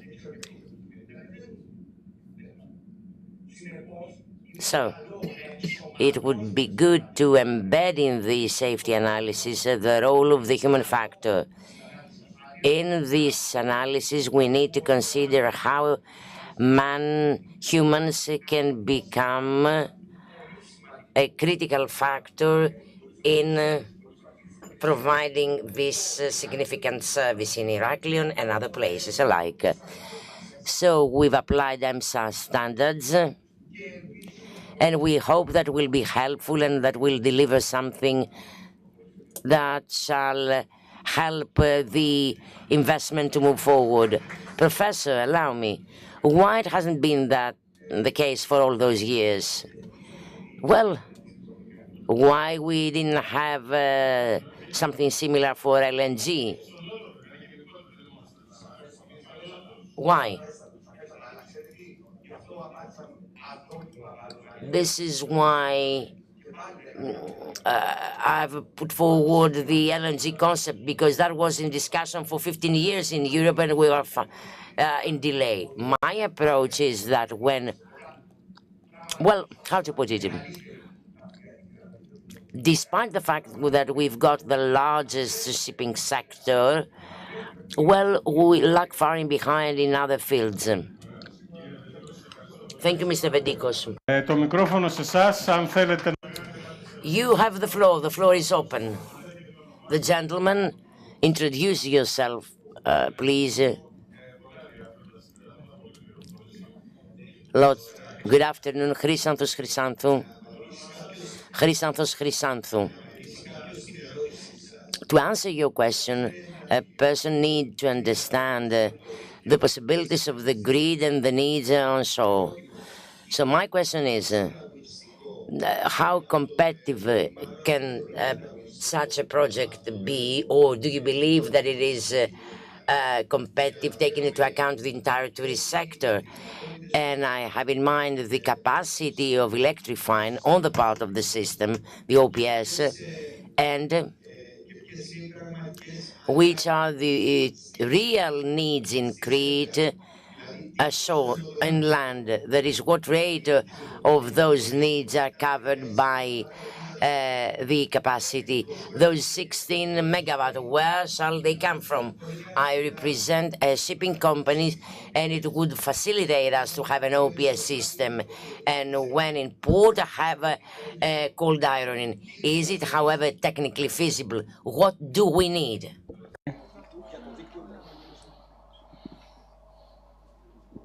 Κύριος Καραπηδάκης. Mr. Karapidakis.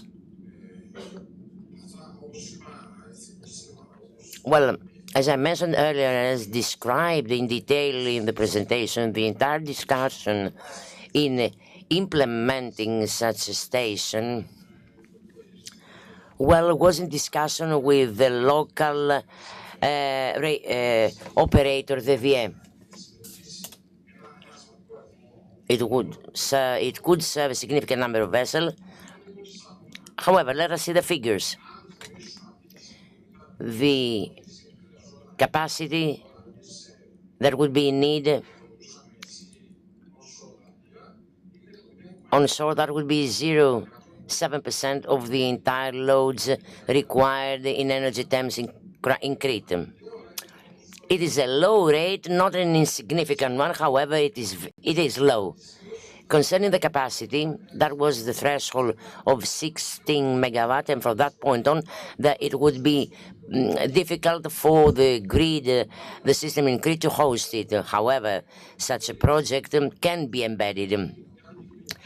If more projects, however, are there, Hania, Port, and so on and so forth, this shall operate as a multiplier, and there shall be a problem.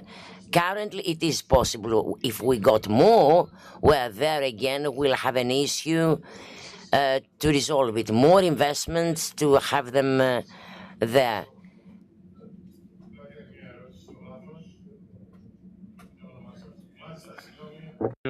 Παπαδάκης. Να συμπληρώσω κάτι, ότι εμείς αν...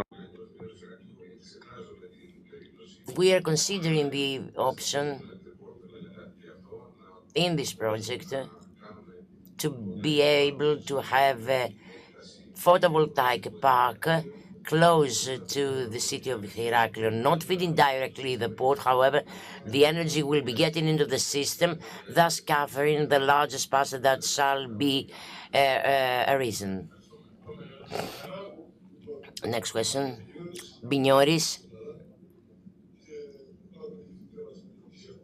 I'm a professor in postgraduate studies, and I got with me several students. So, I would like to ask,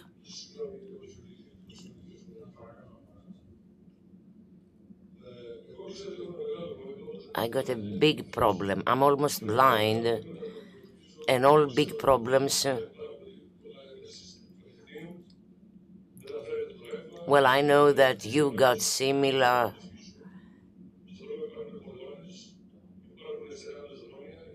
major problems you resolve. However, we can't access them. I know it from my personal experience. For this reason, I ask you if the people would be able to move around the port, around the city. You referred to photovoltaics. You know, the biggest problem in Crete relates to those dirty parks that you want to build, and the hotels protest because a tourist can't be on the terrace and be watching photovoltaic parks. Okay, you are gonna resolve the technical problems, but there are more. The other day I was in Larnaca, the port of Larnaca, and Limassol is next to it, and nothing would operate because of the vicinity. If the Hania port is added up, this shall be a similar case. The energy producers in the north, the Norwegians, have their own energy. How shall we produce? Did you ask Mytilineos if it shall be in a position to meet those needs in case they increase? Mr. Nikolaidis would like to answer.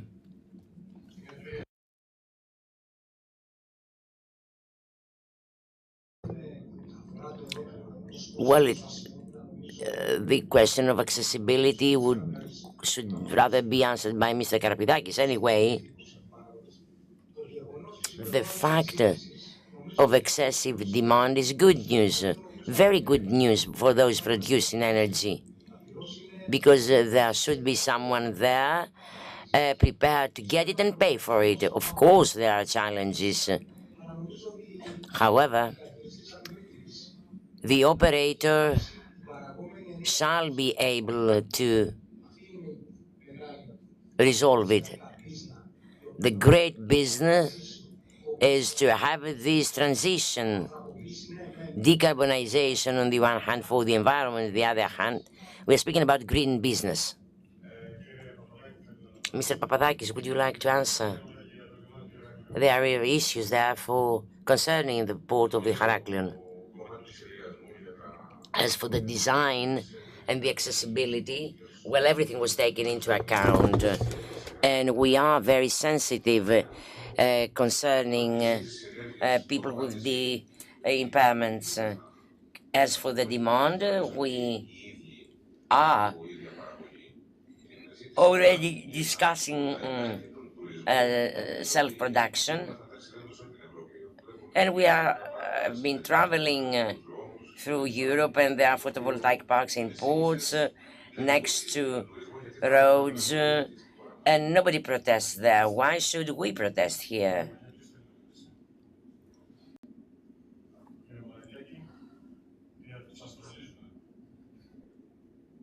Mr. Maraitakis. Okay.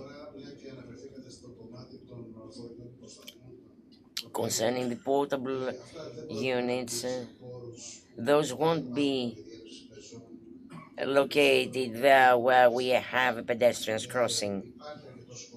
There is enough space in the port. The lorries and trucks parking area shall be an issue only. Such space shall be somehow limited.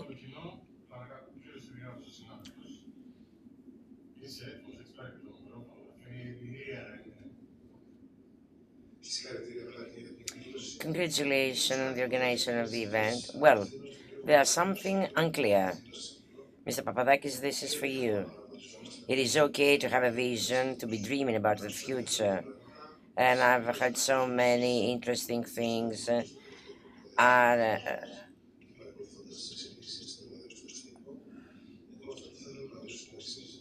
would like to ask the following. Heraklion Port is in a privatization process. The design shall be mandatory. Any design, any plan shall be mandatory for the eventual port owner, future port owner. All it shall be upon its discrimination to decide. I hope it would be as mandatory. Oh, meaning hopefully would that be compatible with the EU legislation, because the investor proceeds with an investment given the features, so it might appeal to an EU legislation telling that when the privatization started there was nothing in place, and I do not wish to have any other engagement and commitments beyond what was in place at that time. And I remind you that that was the case with the Venetian part of the port of Heraklion, which is excluded from the concession. So there might be a similar argument, and nobody knows what shall be the case with the energy after 3, 4, 5 years. So, Mr. Avranas mentioned that from 2030 onwards it shall be mandatory. It's one way ahead, and somehow we operate proactively. Indeed, as Andoni mentioned earlier.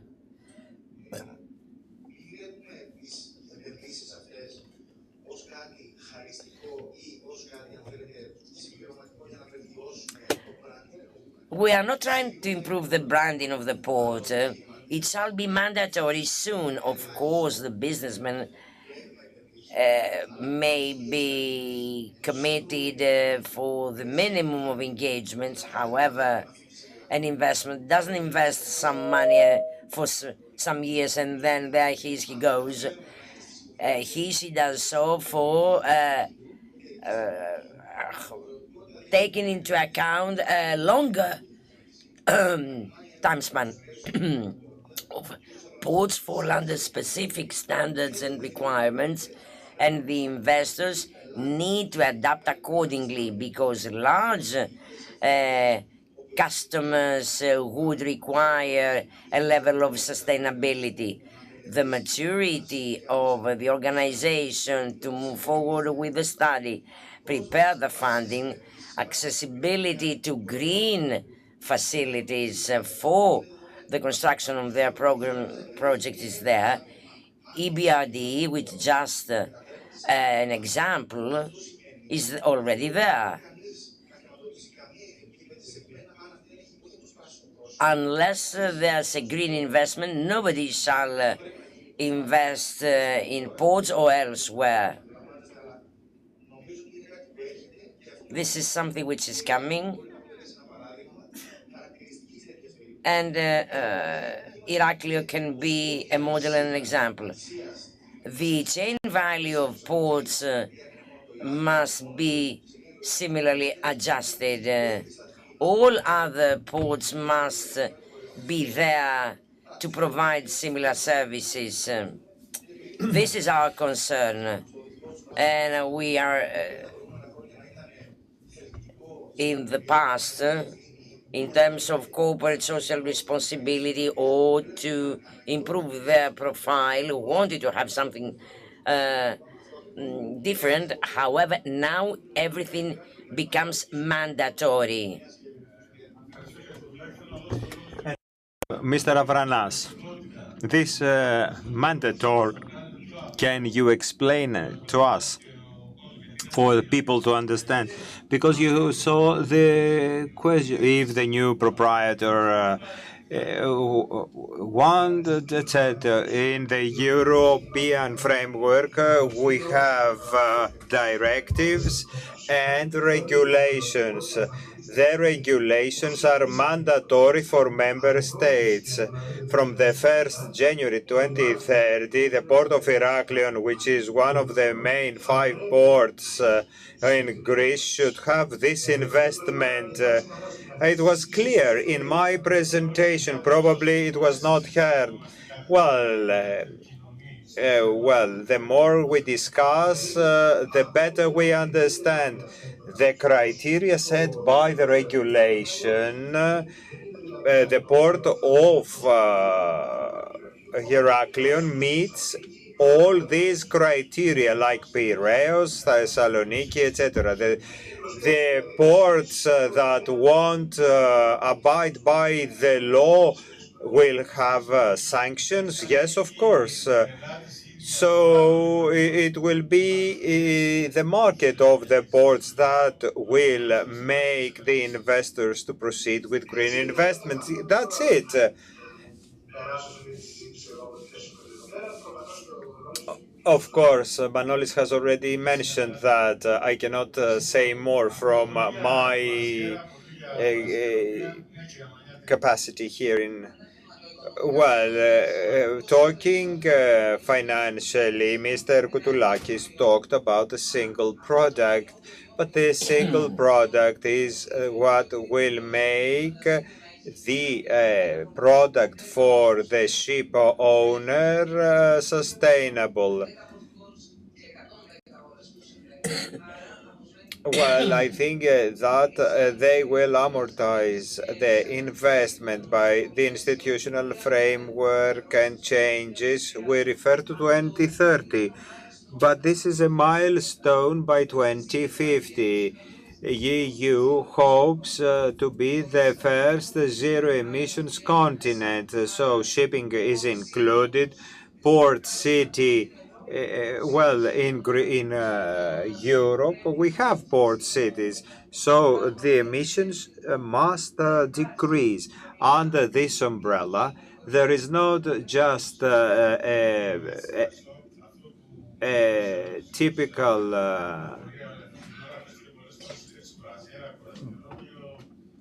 obligation, but a substantial one. I would like to ask you, what is the progress of the cruise industry in order to be able to electrify it?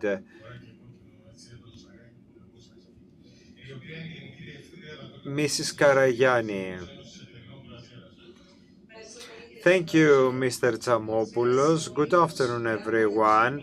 We have heard cruise ships repeatedly. We contrary to those who cannot put pressure on the ports, we can. For us, it is a priority. Since last year, we constantly talk about having electricity for the ships, and as Mr. Vranas said, this will be mandatory soon. The progress until now, 40%. We can put pressure on ships, of course, on ports, of course we can. 40% of the cruise ship are already equipped with cold ironing infrastructures. We don't measure it in ships, but in capacity. We cannot put in the same bag a ship with 80 passengers and 3,000 passengers. So the figure constantly increases. By 2027, the target is 66% of passenger capacity ships equipped with cold ironing infrastructure. What is the problem? Well, only 29 ports around the world give this option. That is less than 2% of the ports globally. Now that we are here in Europe, that sets that as an obligation since 2030. By 2025, only 7% of Europe will have this ability. So we need to move forward. It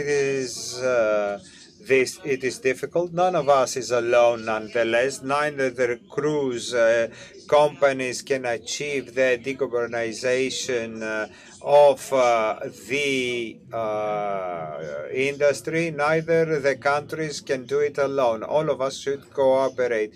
Well, could cruise companies invest in ports? Yes, of course they could, but this is a business option.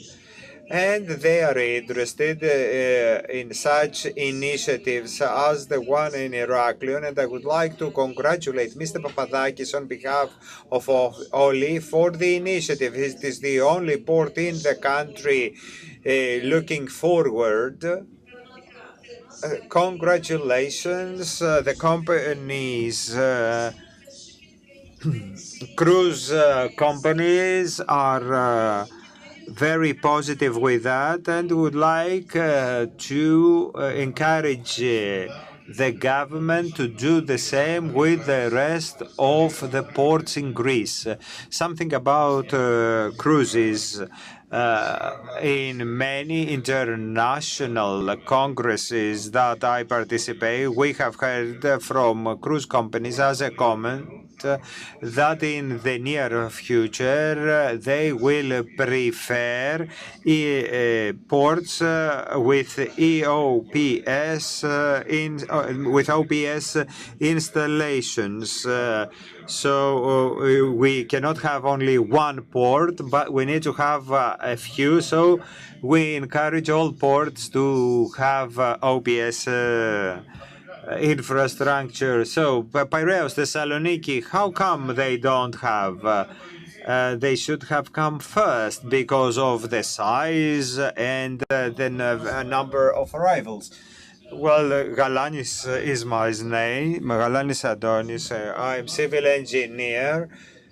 I'm not well aware of the object, but I am interested in ports and res. My question to Mr. Moraitakis. If the berthing time of a ship is not satisfactory to get electricity needed, are there any other provisions to have some coastal chargers? And Mr. Karapidakis, we have heard about coastal energy sources. Probably I didn't understand it properly.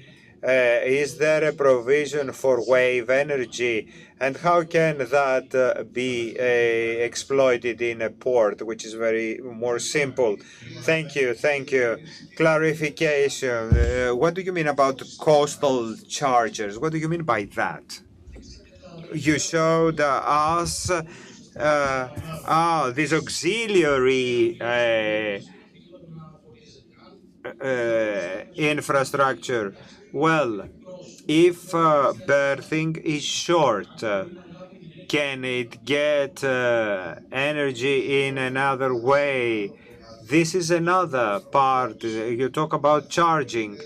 So you talk about a hybrid vessel with batteries. This is another category we haven't developed yet. While the ship is in the port, to be able to get electricity, not to charge batteries to move, but while there to meet its needs, electricity needs. Yes, it is a proper question, quite ahead compared to what we're doing. What applies is for if a ship remains for less than 2 hours, it's not mandatory. And in order to have a connection, it takes time. We need to take it needs to take place properly. We talk about high voltage. So if the ship stays less than 2 hours, there is no need to do that. With regard to charging, etc., this is a totally different technology. Interesting. Short distances technology, which has to do with small vessels that have to charge their batteries. There are systems. We have some discussions with the Ministry of Shipping because there were some thoughts. We participated as Wärtsilä company. Well, hopefully we will get into that. Mr. Papadakis, for berthing, I would like to say I did not include that in my presentation, but I will include it in the next. The duration of berthing actually influences the profitability and sustainability of a cold ironing system.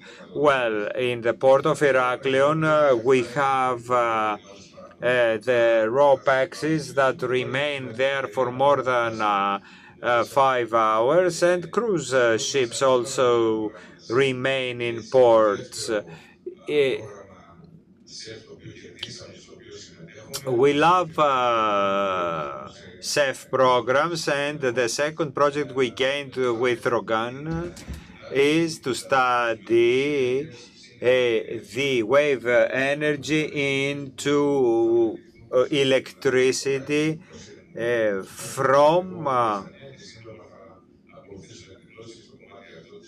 turbines that will help us transform wave energy into electricity. Next question to the gentleman Litzakis from the Heraklion Port Authority. I want to add to what Mr. Papadakis said. Well, the Port Authority truly is ahead of the developments.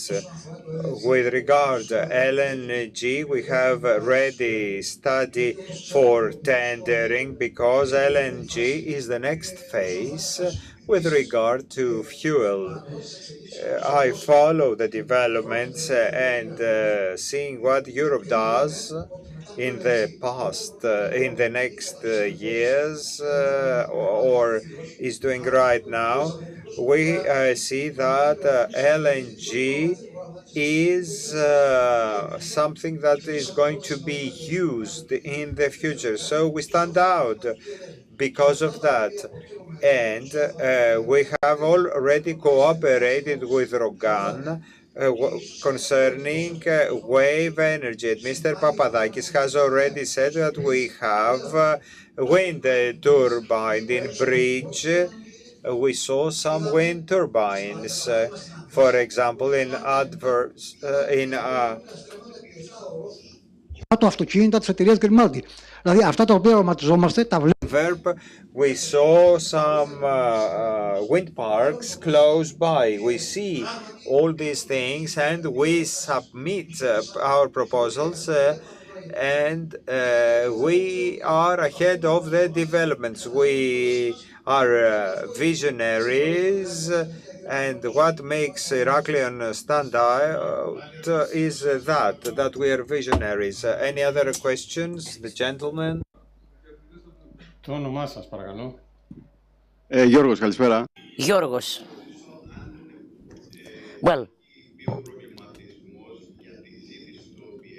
are you considering the OPS? Because technology runs fast, goes fast. Some vessels constructed recently, a year ago, have batteries that can get charged during the travel, and when they arrive to the port, they do not need the OPS. Well, this is not the case with the cruises. However, Ro-Pax ferries is very different. I don't remember the company, its name, which doesn't need OPS practically in the port. Έχετε απόλυτο δίκιο. Yeah, you are fully right. If you consider the fuel maritime, the regulatory framework as presented, however, it's the Article 5. I haven't presented it in a whole. Well, it states there that they are accepted, the vessels that use other resources of energy, hydrogen, for example. For hybrid, that indeed exists, and this is a trend. If during the call there is some remaining energy to feed fully all the needs, of course, it shall skip the OPS. Other questions? Τα φέρει πότα μικρά, τα οποία κινούνται, ξέρω εγώ, από την Ιγουμενίτσα στη... For those moving from Igoumenitsa, Corfu, let us assume that you have the system in Corfu.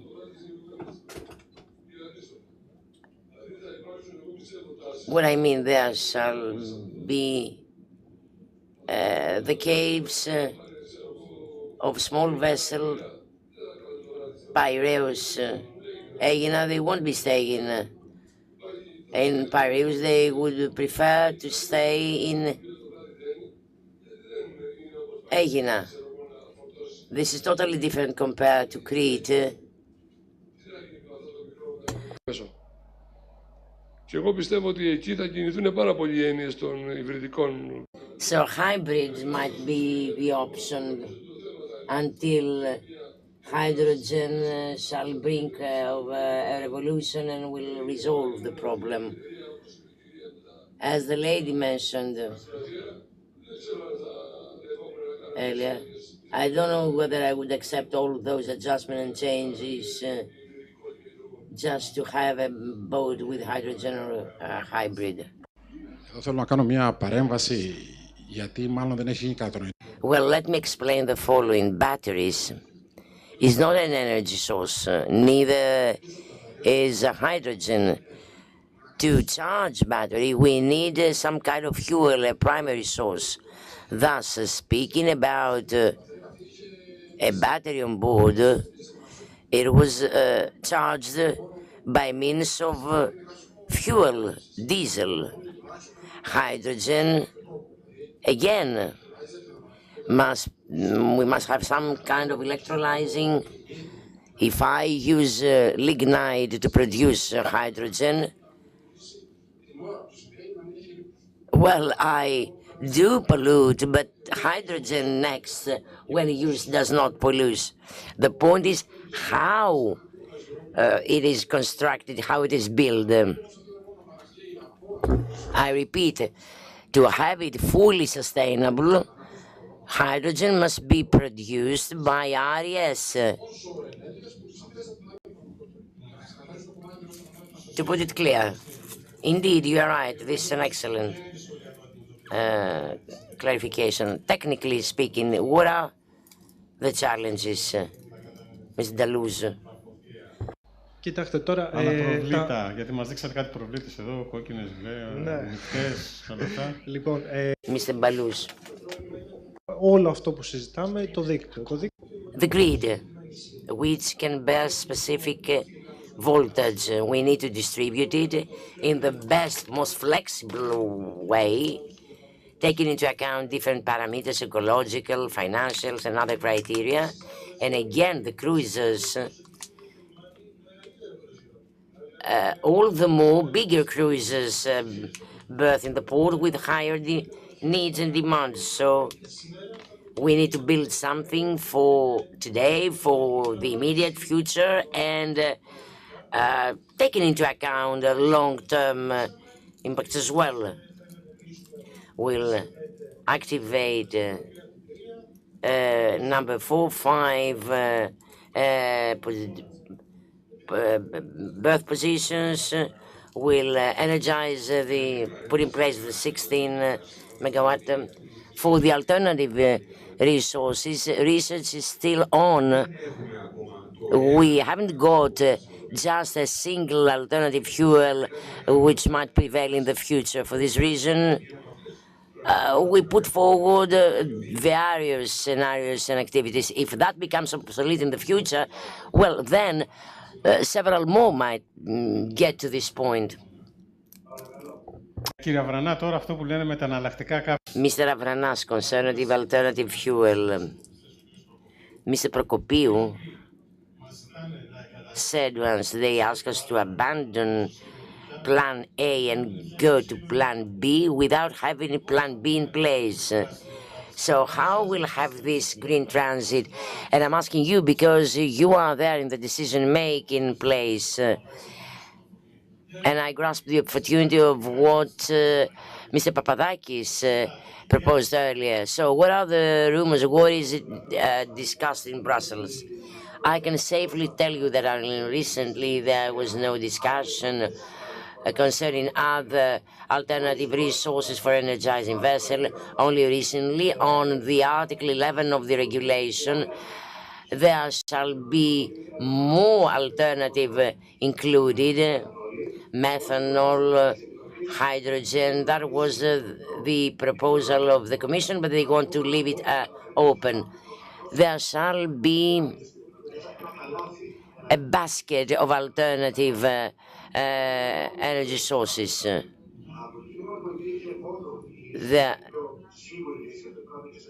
We had only one safe solution, but as of 2030, there might be other fuels such as hydrogen, methanol, drop-in fuels, whatever, might be there in place or even in use.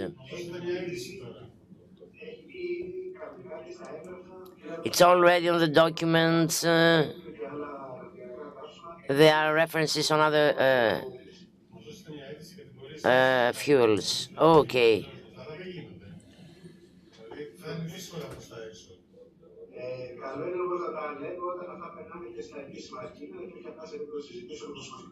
Well, better wait until we have them on official documents and papers instead of discussing them around. Okay, thank you. Mrs. Magnati, could that be a sustainable solution at the national level? Speaking about money, we are speaking about a single plan. All the more the better. I invest $1 million. If I can connect it with 10 ports, it is far faster amortized. So it is feasible, and I insist, not only financially speaking, but economically speaking.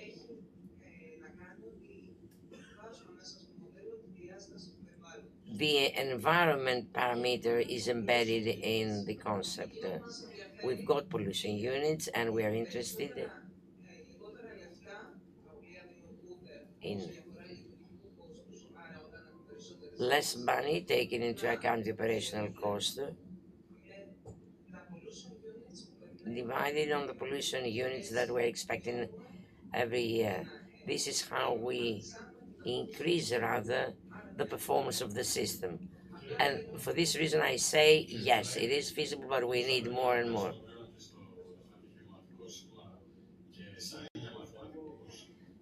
Well, do we need mathematicians, because the algorithm the fraction becomes a bit complicated.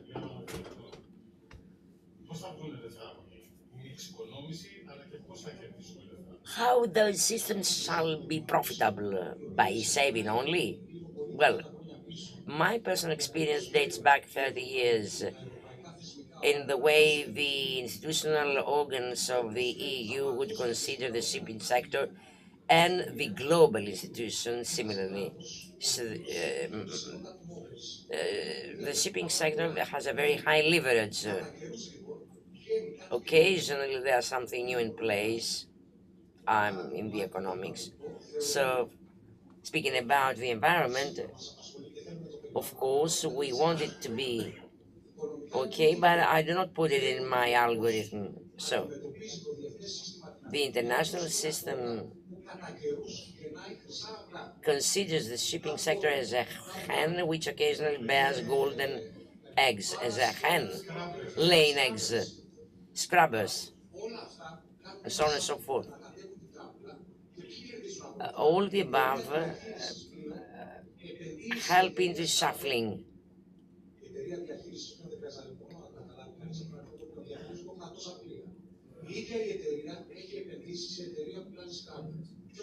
And the same company invests on scrap and so on and so forth. The ownership is under pressure because the institution needs to resolve the environmental problem. There are several issues. All systems can be feasible, sustainable or not, depending on the parameters of a model. We've got 50 high sulfur fuel and low sulfur fuel. Well, there's a difference of 350, 100 euros. The one who has scrubber loves, the other who has not cries. To avoid tiring you, everything is relevant to leverage, and the point is which is the position of the country. With the shipping sector needs to develop the entire, all other parameters. We need funds to be operable here, which was the case in Cyprus. They let them operate. We haven't got something similar. Can you imagine a framework that could be placed investment-wise and generate major profit, which would be guided to the entire community and society later on? we need to understand our position, to have a clear one as a society, not simply as a shipping sector. Understand the added value. Mr. Avranas. Ωραία. Θέλω να πάω On this discussion right now, okay, the ship owners get the burden. What the μάτι. Η Ευρωπαϊκή Ένωση ζητάει refineries, the shipbuilding industry, do they have a role to play, because catalysts are necessary but are not included when the cars are created. I have to bear the burden. So ship building industry and refineries, do they have a share of responsibility? Yes. We ask from the ship owner to do things well with our approaches. We try to achieve certain things in this field with the shipbuilding industry. Of course, I'm not aware of what is happening in a wider area. So, well, we say, okay, I don't want to use scrubber. I need to use alternative fuel. I can use alternative fuel, but unfortunately, we don't have the infrastructure for alternative fuel.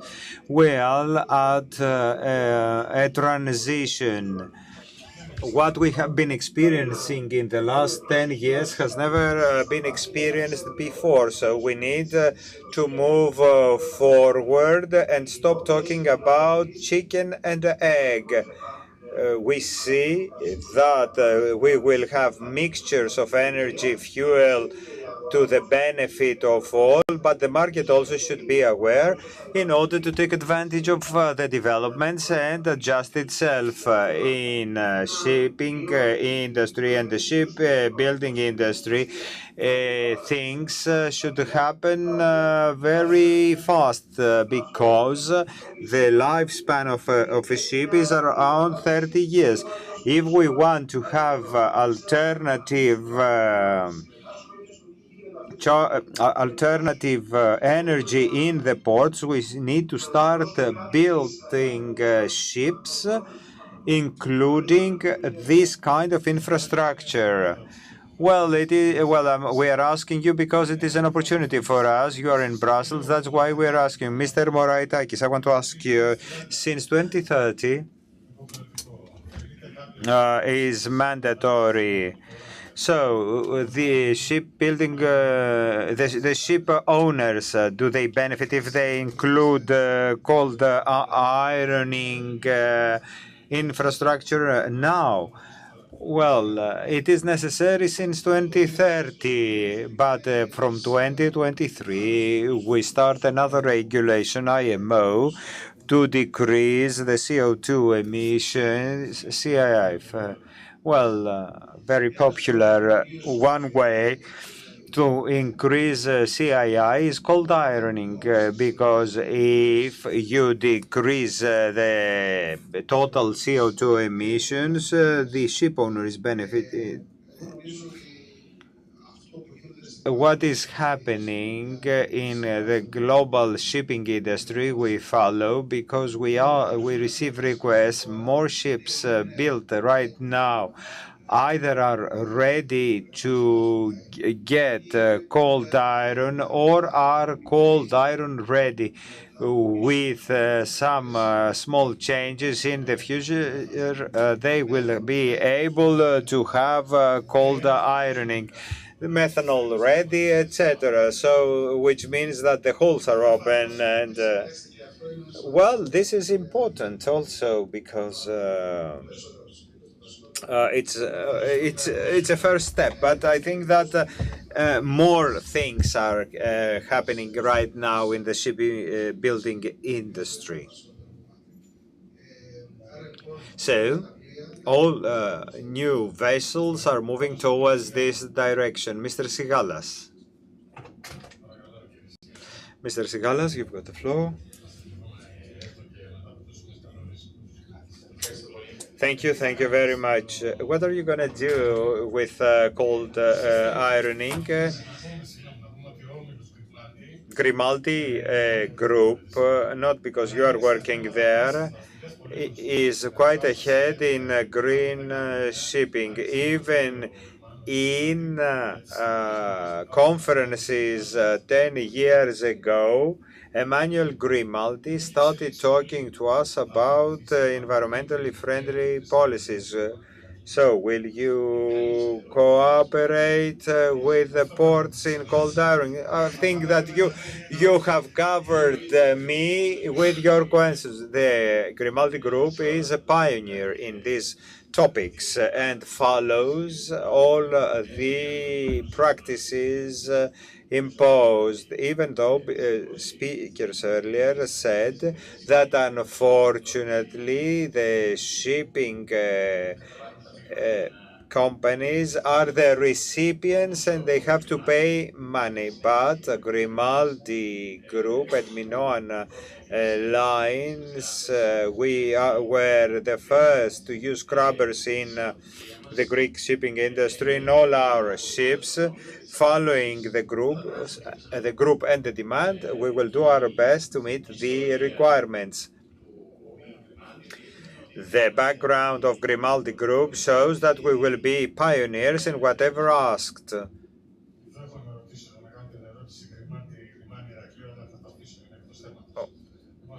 Thank you, thank you.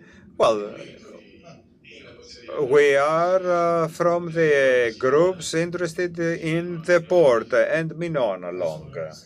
Thank you, Mr. Sigalas. Are there any other questions? Any other questions? No? So, let me see if I have any.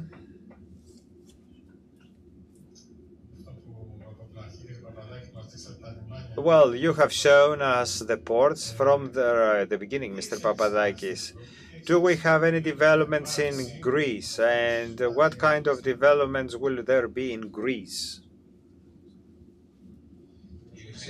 Well, the developments we see in Europe is that ports are transforming into energy hubs. They need to have the ability to offer all the alternative energy forms, biofuel, OPS. This thing comes to Greece, and that is what we try to do in the Port of Heraklion with various actions. Can the ports like the one in Heraklion host alternative fuel? This is the trend, and that is what we are going to do. I don't know if there are any other questions. We have covered everything. If you want to say something, no. I would like to thank all the participants, the delegates, who have attended this conference, and invite them in the next and final presentation of ELECTRIPORT in Brussels on the 17th of February. Yes. The poll, 76% says yes. So 76% believe that cold ironing will be implemented. Mr. Avraneas will close this conference. Okay, thank you for your participation. You give us a different twist in this discussion because you are where decisions are taken. Yes, I'm very proud of ELECTRIPORT, and I see that it is one of the projects we have been discussing for long, and now is ready to be implemented. Mr. Karapidakis, one plug for everything. Just give us a few words. to close this conference, I will add, well, the future is electric. Yes, the future is electric. And now, Mr. Moraitakis. I will say that electricity is part of our lives. As Varchila, we predict that all ships will have a form of a hybrid form. The earlier we move to that, the better the benefit. Mr. Balous, even though you are involved in defense systems, will we have electricity in defense systems? Look, the port of Heraklion and the whole project was a very good practice for us. We have seen a lot of things.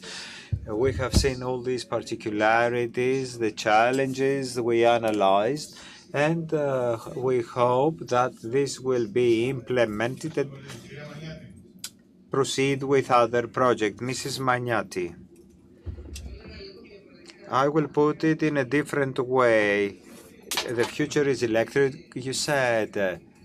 It can be feasible, so electricity can be sustainable. Well, win-win situation for all. That is what I want to say. Mr. Koutoulakis, just say a few words before we finish this conference. Thank you very much, because we are here and I stayed here. I had to move to another stakeholder of the ports. It has to do with transport companies and container companies to see the benefit for all local societies, yes. Environment, yes, but we need to make everything sustainable for all stakeholders. We need to keep a balance. The Hellenic Shipping Administration, representing the whole industry, needs to be consulted by the international actors. We need to move forward, taking into consideration all stakeholders. I would like to congratulate the Heraklion Port Authority because and tell them that you do have the support of the ministry, and say here, well, we do agree all in innovation. I mentioned at the beginning of my presentation there is a challenge and something that I was faced with insularity. We need to find a solution in order to invest. Incentives for investments in ships will bring investments in ports. And I think that this is the case. Not the future of everything is electric. We need to find the balance. Greece is not only Piraeus, Kavala, Heraklion. We have a lot of ports. For objective reasons, the smaller islands might not be able to cover all these needs.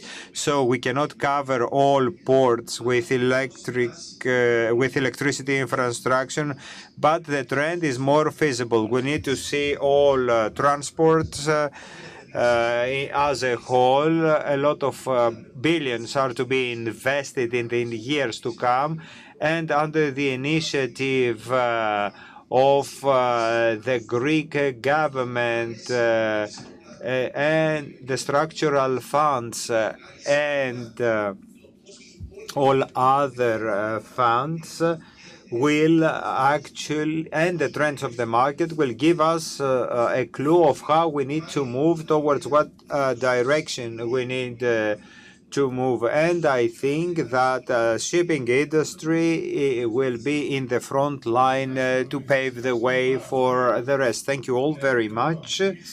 This is the official ending of the conference. I will wish you all the best.